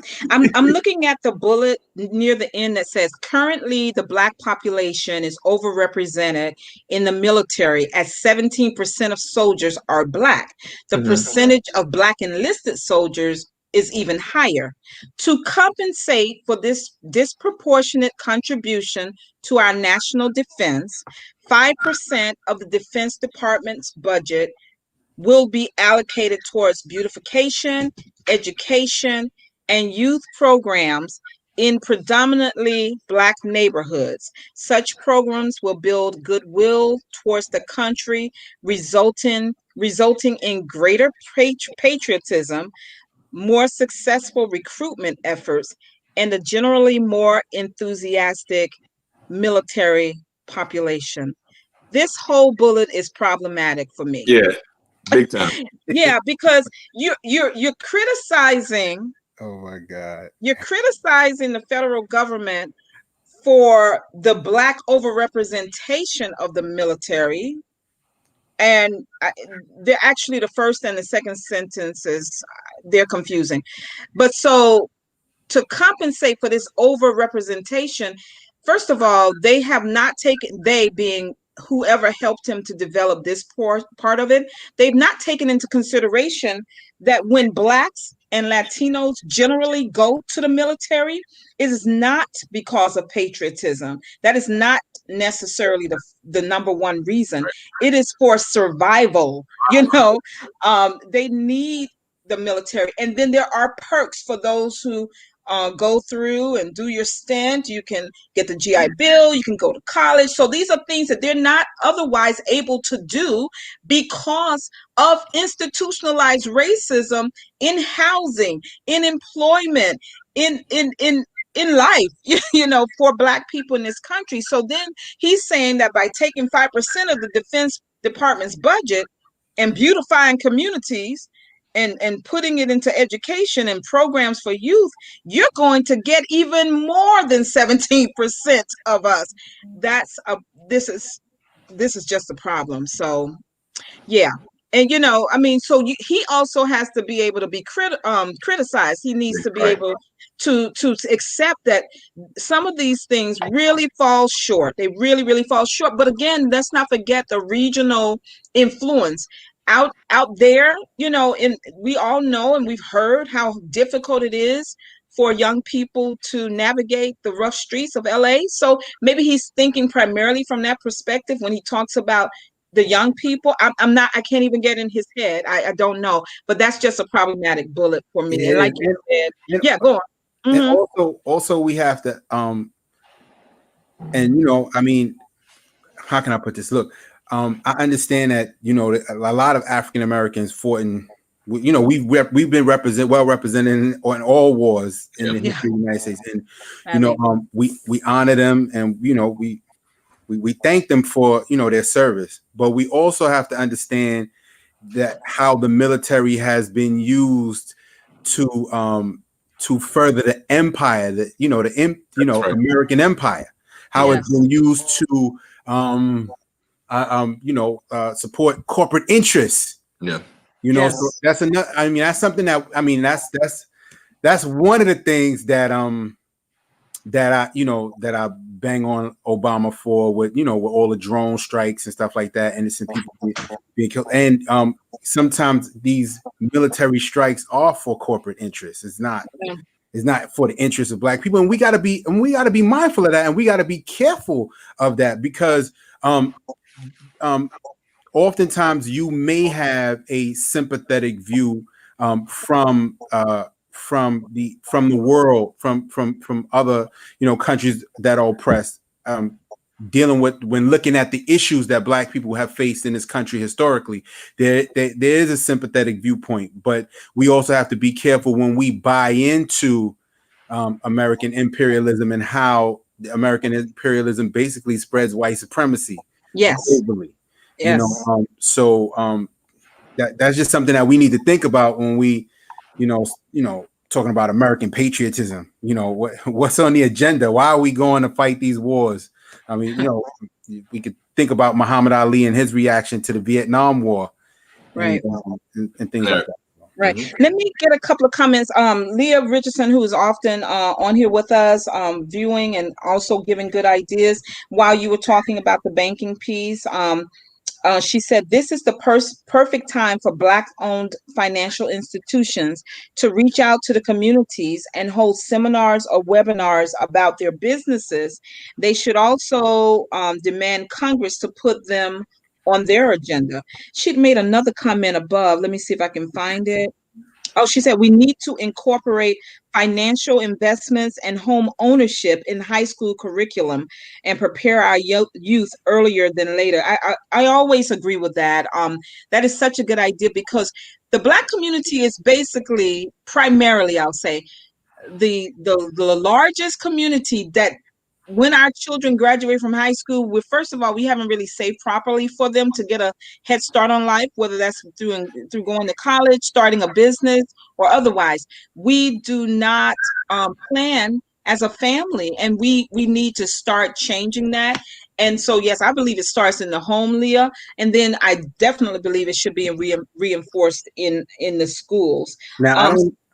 Go on. So in terms of that, I don't even know if it's a part of any federal agenda. But let's look micro for a second.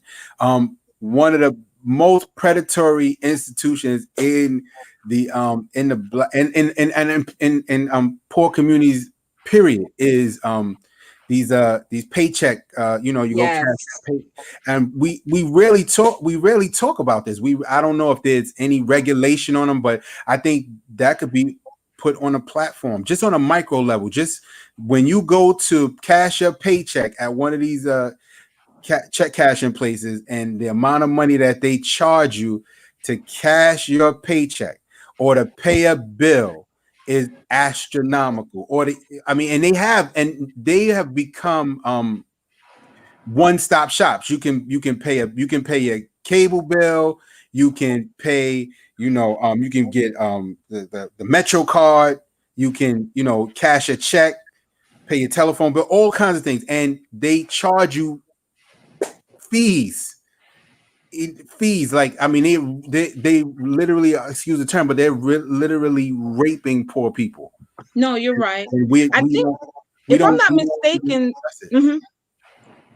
if I'm not mistaken, because you guys seem to really know a lot of the things and details that President Obama did, but I do believe he did have some policies against payday lenders. I just don't know. He did, right? Yeah.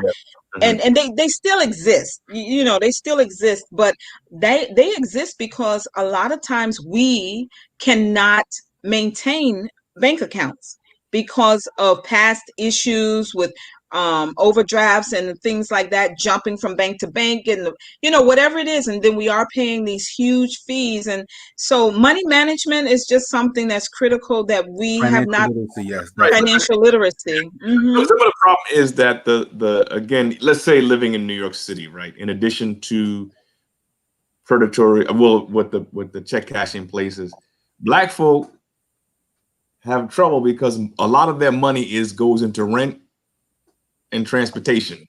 Right. Right. They hardly have any money to Extra.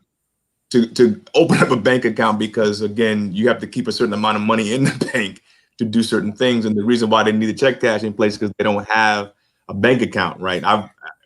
In my younger days, that was me. You know what I'm saying? So you had to kind of deal with that because I didn't have enough money to keep in the bank and deal with the fees of the bank. Right. Because the bank has certain fees if you don't keep X dollars and, certain things.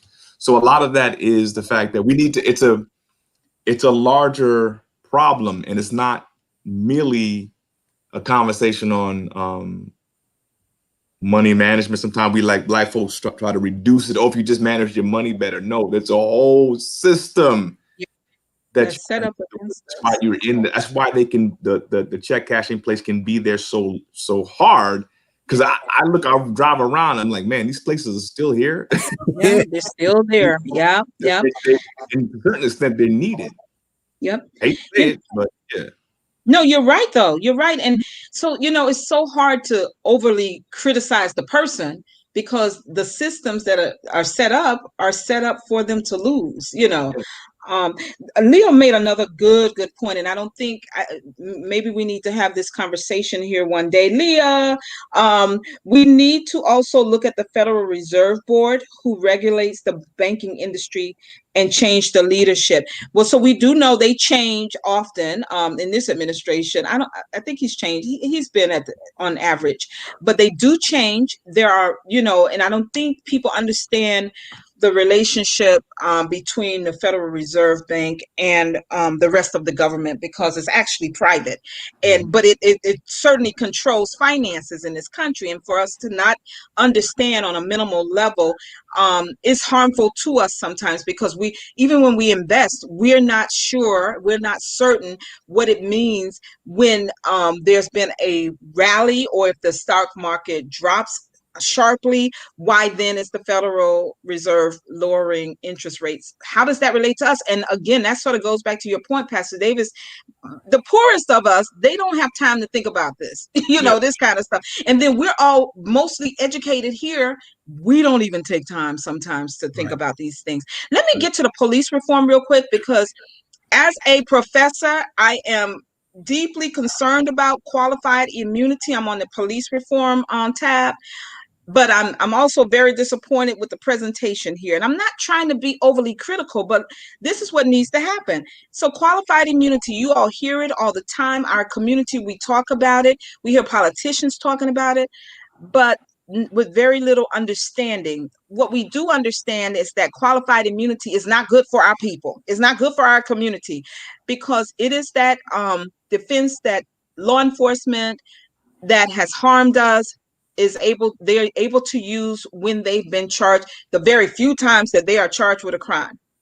It's that thing that tells the jury that they feared for their lives and therefore they shot. But this right here, I'm going to read what the bullet says. It says qualified immunity will be eliminated. Why don't you tell me what this is? Now, they do point to the legislation, where it grows from a Supreme Court case from 2014, Plumhoff versus Rickard. Rickard is the African American man who was shot by the cops. But this does not tell us why it needs to be eliminated. Before legislation is passed, and I understand now, reading that sentence, why it's presented in this way. He says, before the legislation is passed, the Democratic Party should oppose qualified immunity when the official party platform is drafted in August. So to understand politics, right, we also need to understand that by the time they get to the convention in August, the platform has already been drafted, right? And most of us don't know that. So this is a rush job. And I understand he was trying to impact both conventions. They were both in August. I get it. Kudos for trying to impact, but impact comes with understanding. And this is a little confusing. This will pressure mayors to instruct city attorneys not to assert qualified immunity as an affirmative defense. Police lawyers can still argue why they should not be charged because they acted in good faith, but the presumption must be reversed. And he's right. That's the strongest part of this argument right here, that the presumption must be reversed. The problem is so many Americans support cops with blindfolds on. To take qualified immunity away is like taking their badges away to the people who fill the juries. This is not just about the cops. And so we have to do a better job in explaining. And secondly, the only other thing I wanted to highlight was the mandatory malpractice insurance, that it should be carried by police officers, just as lawyers and doctors do. This protects the victim's ability to collect on bona fide claims. Insurance to be paid for by the police department, and as a result, an officer who creates too many legal actions will be dropped because of financial pressure by rising insurance rates, rather than requiring another officer to cross the blue line. Insurance companies will also demand de-escalation training to lower rates. I mean, I think most of us agree with this. And I'm proud of State Senator Alexandra Biaggi, right here in the Bronx, who is the author of Senate Bill S8676, asking just that in New York State. It is currently in committee. And so let's see how far her bill gets next year when they reconvene the new state assembly or Senate. Here's the thing. Currently, taxpayers pay for the malfeasance of officers. And so I love this type of legislation because it will make these officers think twice about their pensions and what they may lose before they harm us innocently. So, Ice Cube's, I think it was a good effort. He didn't have to do it. He could have done something else. He really could have. So I won't criticize him on the effort. I won't criticize him on even motivation. It is the stuff that comes after that's problematic. For prime example is when we first started this conversation, timing. Timing is everything. And so going back to Denise's question about whether or not people are influenced to vote for Donald Trump because of an endorsement by a rapper, I would say absolutely yes. Absolutely yes. And so I appreciate his effort. What do you all say? I agree with you. I think, again, I don't think there's a reason to criticize him. I think for the points that Yoram laid out earlier, I don't know who Ice Cube is associated with in terms of funding and things of that nature. There could be some impropriety that we're unaware of. I don't know, but that's not substantiated. We don't know that, but that's a different conversation. But is the points that he raises well taken? They are. Do they need to be spoken about? Yes, they do. Is timing an issue? Certainly, they could be interpreted that way because it could influence and make people perhaps vote for Trump. I don't know. I just think that, again, it's important that, and I said earlier that for Black people, we're not monolithic, but we have to have some essentials. You know how we talk about the Christian faith? Mm-hmm. We have various denominations, but you have to have essentials of the faith that don't matter what denomination you're in, that's still consistent. There's still certain things about the faith that everybody has to, or else you're not a Christian, right? Right. Whether you're Baptist, Pentecostal, Methodist, or whatever, you still have to have a view of Christ, a view of sin, a view of the atonement, a view of whatever it is. Mm-hmm. To have some consistency across the board in order to be defined as a Christian. I think that same thinking has to be applied to the overarching community, that we have to have a consistency with this, so that way when people have ideas and they want to do these things, they have to be vetted. They have to be brought to the masses. We have to look at it, and you can't operate in a silo, right? And we have to get the collective buy-in and again the collaboration. And I just think Ice Cube had an opportunity to do that. I'm not saying that he didn't have smart people working on this. I'm just saying you need to go where the sages are, right? And I think I'm gonna go back to LeBron again.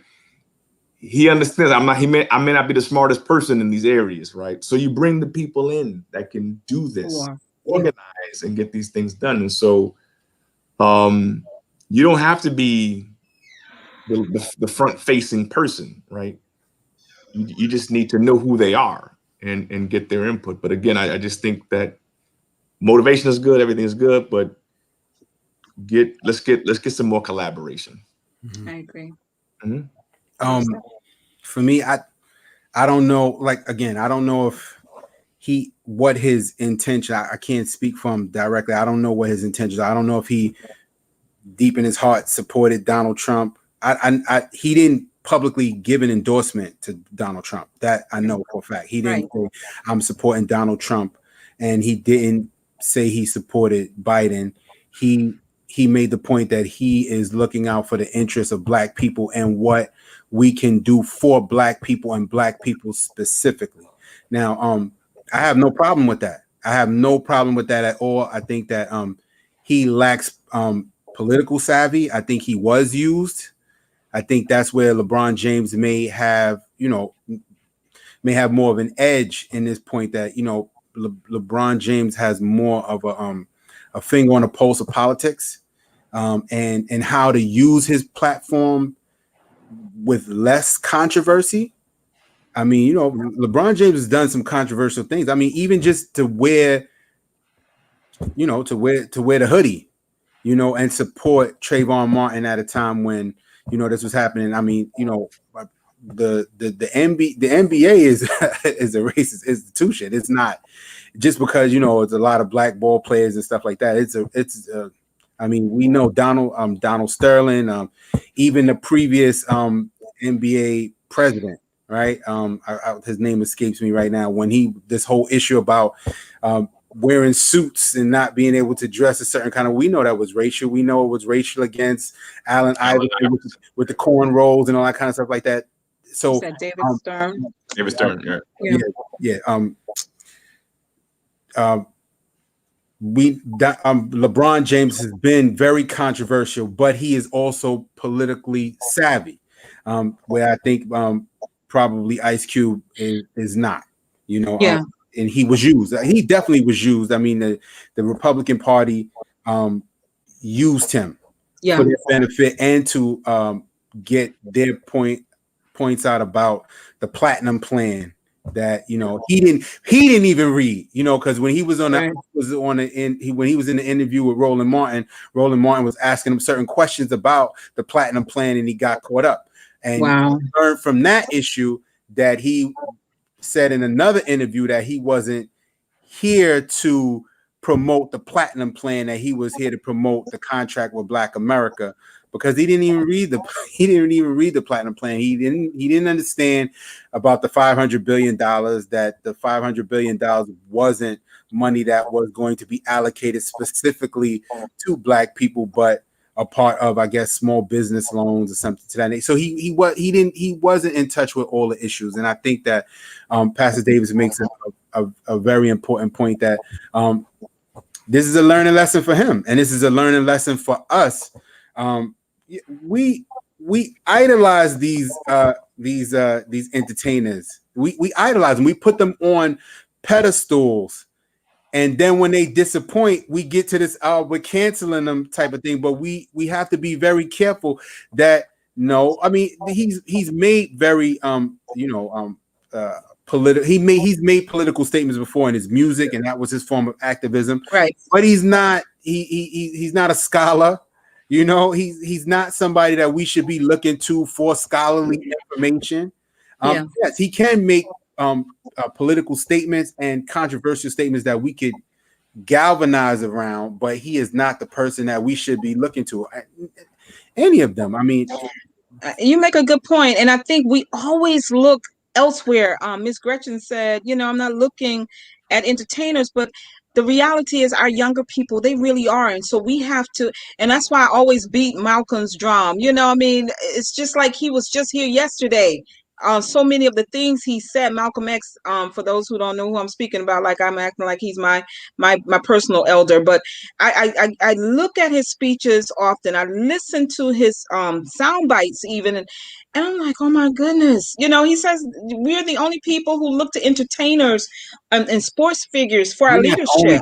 That's not true, but who else? Well, who else has so many? I mean, who else has so many prominent entertainers and athletes? We do. And Ronald Reagan was the president of the United States. He was from Hollywood. I mean, it's not. Let's not go dark again. Arnold Schwarzenegger. He became governor of California. But wait, here's the thing. White people idolize John. Guess what? Elvis Presley. Wait. They do the same. Yoram, look. You get I'm just pushing it back a little bit. I'm just pushing back. No, that's good. That's good. But I'm about to clear it up for you. Arnold Schwarzenegger, Ronald Reagan, they were committed to their brand of conservatism. And the whites knew it, right? Yeah. When you look at our entertainment, we're talking about Ice Cube right here. What is he committed to?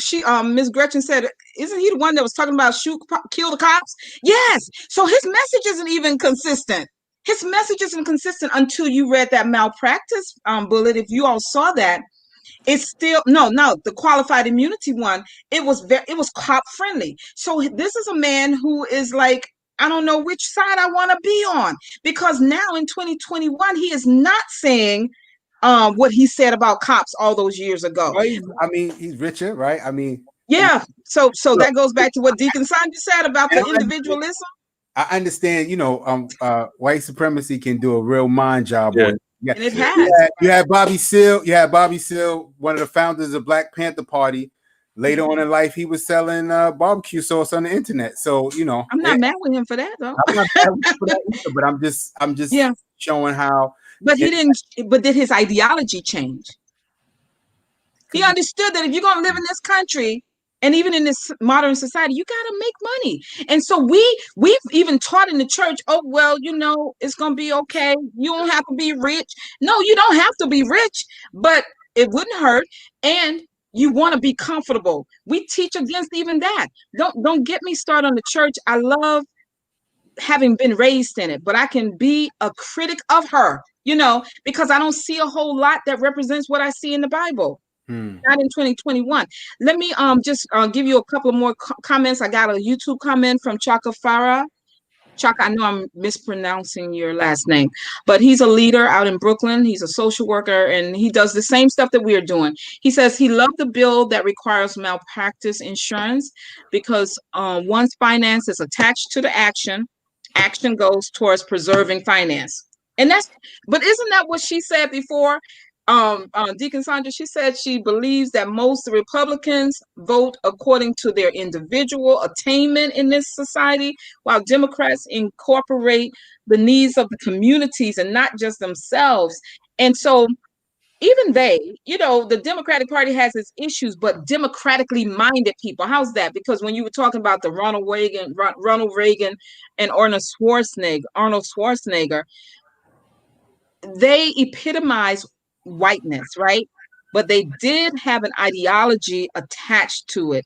I think the Democratic Party would be wise to try to drill down on what they really stand for. They're having internal fights less than a week after this national election over, are we going to remain centrist or are we going to become progressive? Are you kidding me right now?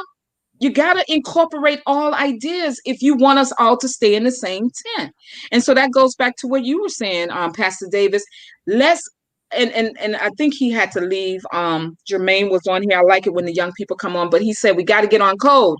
What is that code? And when we're trying to develop what the code is, don't we have to have young people at the table, like your staff member, Pastor Davis? I don't know where he's thinking, but when we get him to the table, he may be able to move us, not towards Donald Trump, but towards an understanding of why he voted for Donald Trump.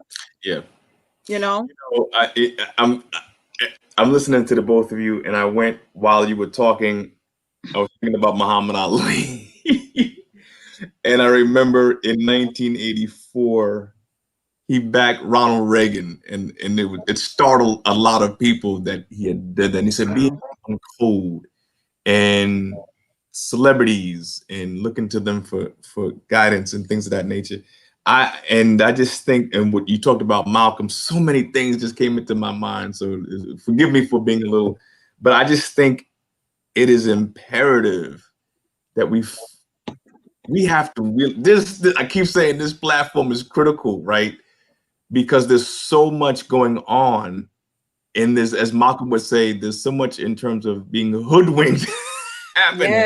Yes. That we have to be consistent, because money changes things, right? And I'm thinking, I'm just pulled up this article, Muhammad Ali backed Reagan and other conservatives in the early to mid 80s in terms of things, and people don't even think about that kind of stuff. And it's like, I just think being on code, what does that mean? Like I said, talking about some sense of essentials, right? Like doctrinal essentials, and keeping up with that.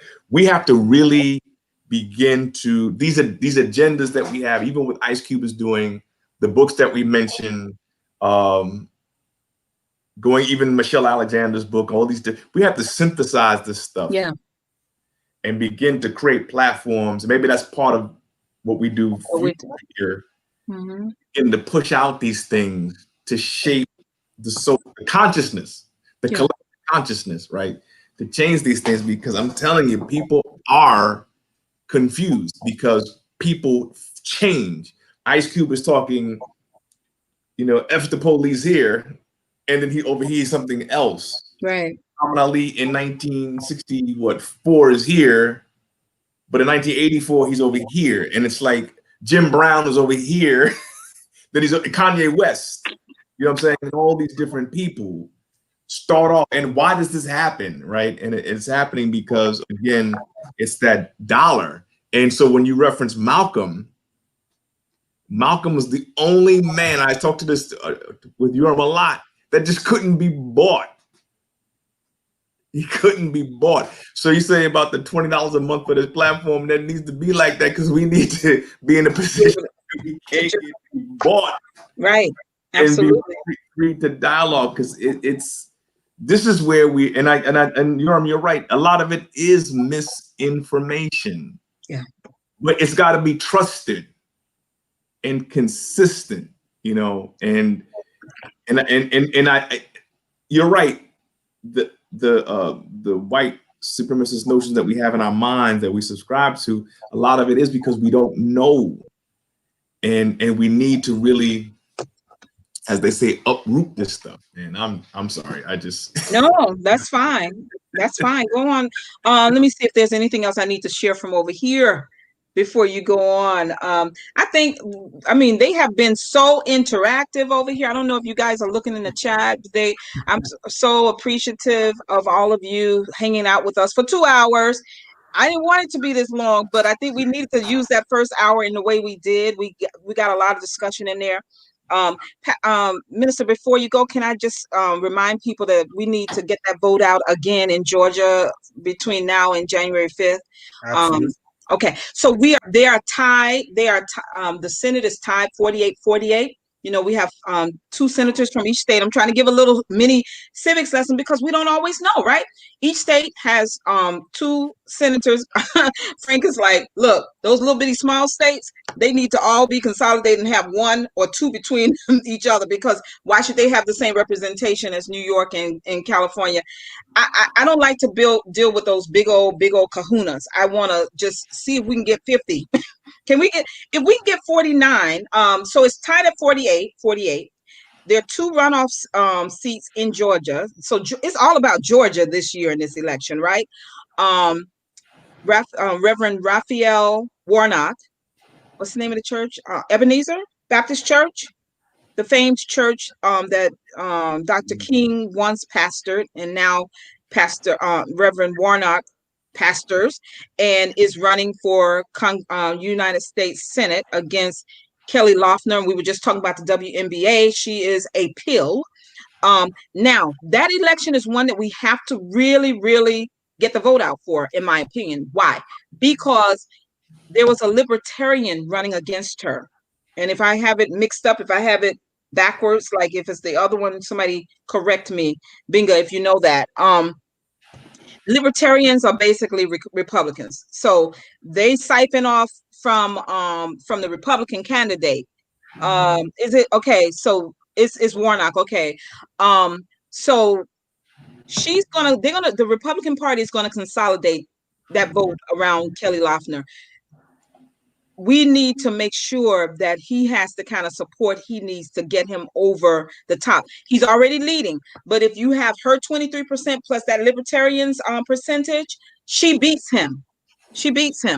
And the word is that the Republican super donors are pulling away from Donald Trump to put the money behind those 2 seats. So there's a lot of work. We cannot go to sleep thinking that it's in a bag. I would love to see both the seats. They would love to see both the seats, but we do know that because the vice president is the the tiebreaker in Congress, we don't have to win both seats. The Democrats don't have to win both seats. If they win one, she's still the tiebreaker. So if there's still another split, she's the tiebreaker. But is that correct? I'm correct, right? No, you're right. So I understand. Yeah. Yep. So there needs to be massive support. He's sending out emails. They're only asking for $10. If everybody just give to that campaign. Frank and I were even thinking about going down there, but we just don't have the time before the 5th. And then, of course, you got to be out there, be willing to go out there and knock doors if need be.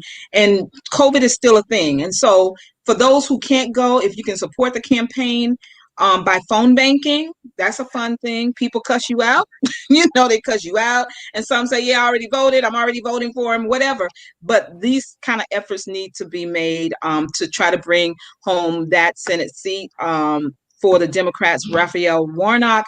And what's the first name of Ossoff? Is it John Ossoff against Purdue? I'm a little leery about his position because he ran before and he lost to Purdue.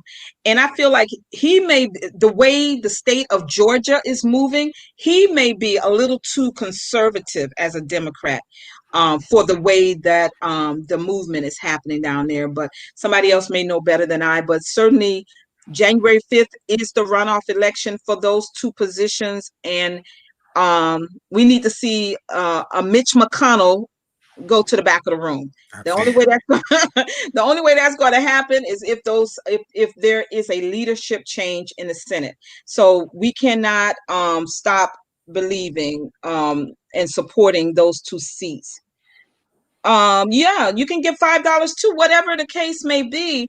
They need the support. If 500 people gave $5, that's what, $2,500. So whatever. I'm sure they're not rejecting any donations. So there will be no Black Talk platform next week because, thank you, Binga. I knew you knew. It's John Ossoff. Because in our community up here in the Bronx, the Raise the Bar Coalition is hosting candidate forums for the 12th District City Council. I hope I confirmed you, Pastor. I hope I did. I'll be putting your name out there.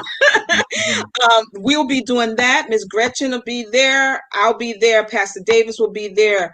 Hopefully, Leah, you can stick your head in. I don't know. I hope so. But we're doing this. Why? Because we are trying to do what we're talking about on this platform. We're trying to hold people accountable. So we've invited all of the certified candidates. There are 3 certified candidates recognized by the Board of Elections for the 12th District City Council position that is vacant. And the vote is on December 22nd. We will have it available for people to view on Facebook, but that's what we'll be doing next Tuesday. The following Tuesday, we won't be here. There will be no Black Talk platform. And then we'll be back on December 1st. And Minister, we will talk about what day we can get you on the show to talk about your incredible health transition, transformation. And just you'll be able to impact many lives, I believe, because yours is a wonderful testimony. And the proof is really in the pudding and even seeing you. So God bless you. Thank you both for being here. You get the last word tonight, Minister. No, he's like, my word bank is empty right now. But no, thank you so much. I appreciate the opportunity to talk about some of my ideas. It's wonderful. It's always wonderful building with my man, Pastor Davis, my friend, and my brother. I always tell him we're locked in the spirit. So, right. And thank you, Pastor Jenkins, also for just inviting me and having me out and just sharing what what's on my heart and mind. So thank you so much. Yes, I appreciate it. Look, if I wasn't a strong Black woman, y'all already know about strong Black women. I would have been intimidated by this male energy here because you all are friends. But no, this was really a good, these 2 sessions we've had, and hopefully we'll be able to do it again in the future. I really appreciate it. And before I get beat up by my friend, I thought I just said her name, but I guess I didn't. Leslie Peterson. She says, what, did I get canceled? Of course, I don't do the cancel thing. We've been talking about that for weeks. So it'll be Gretchen Hazell, Pastor Anthony Davis, Leslie Peterson, Deborah Jenkins, Leah, can I say your name again? We'll be here next Tuesday doing this candidate forum where the candidates are Pamela Hamilton Johnson, Kevin C. Riley, and Neville Mitchell. There is a write-in candidate who I have not received his information as yet, but he has been invited as well. So we will be here beginning at 5 o'clock, everybody, 5 o'clock. And we're just going to go through and what our plan is to hear from the candidates, do a tick sheet evaluation on different points, and everybody will receive it in the email, hopefully tomorrow. And we will tally up those votes. And that's how we will collectively, as a coalition, make an endorsement for one of these candidates. That's the fairest way to do it. Pastor Davis and I know very well how people come to us wanting our endorsement, but this is the way we believe we can best serve our community, is by having the community's voices heard beyond our single voice, so that we will not be asked why, like the entertainers, why do people vote in a certain way? Because we understand that there's a level of influence that we have, and we take seriously not misusing that influence. So while you were supposed to have the last word, Minister Yoram, I had to answer my friend so that she'll still talk to me tomorrow. I understand. But I love you, boy. You guys, did I call y'all boys? You men. And I pray for your family's safety, your safety. Until we meet again, God bless you all and have a good night. Thank you, audience. All right. Take care.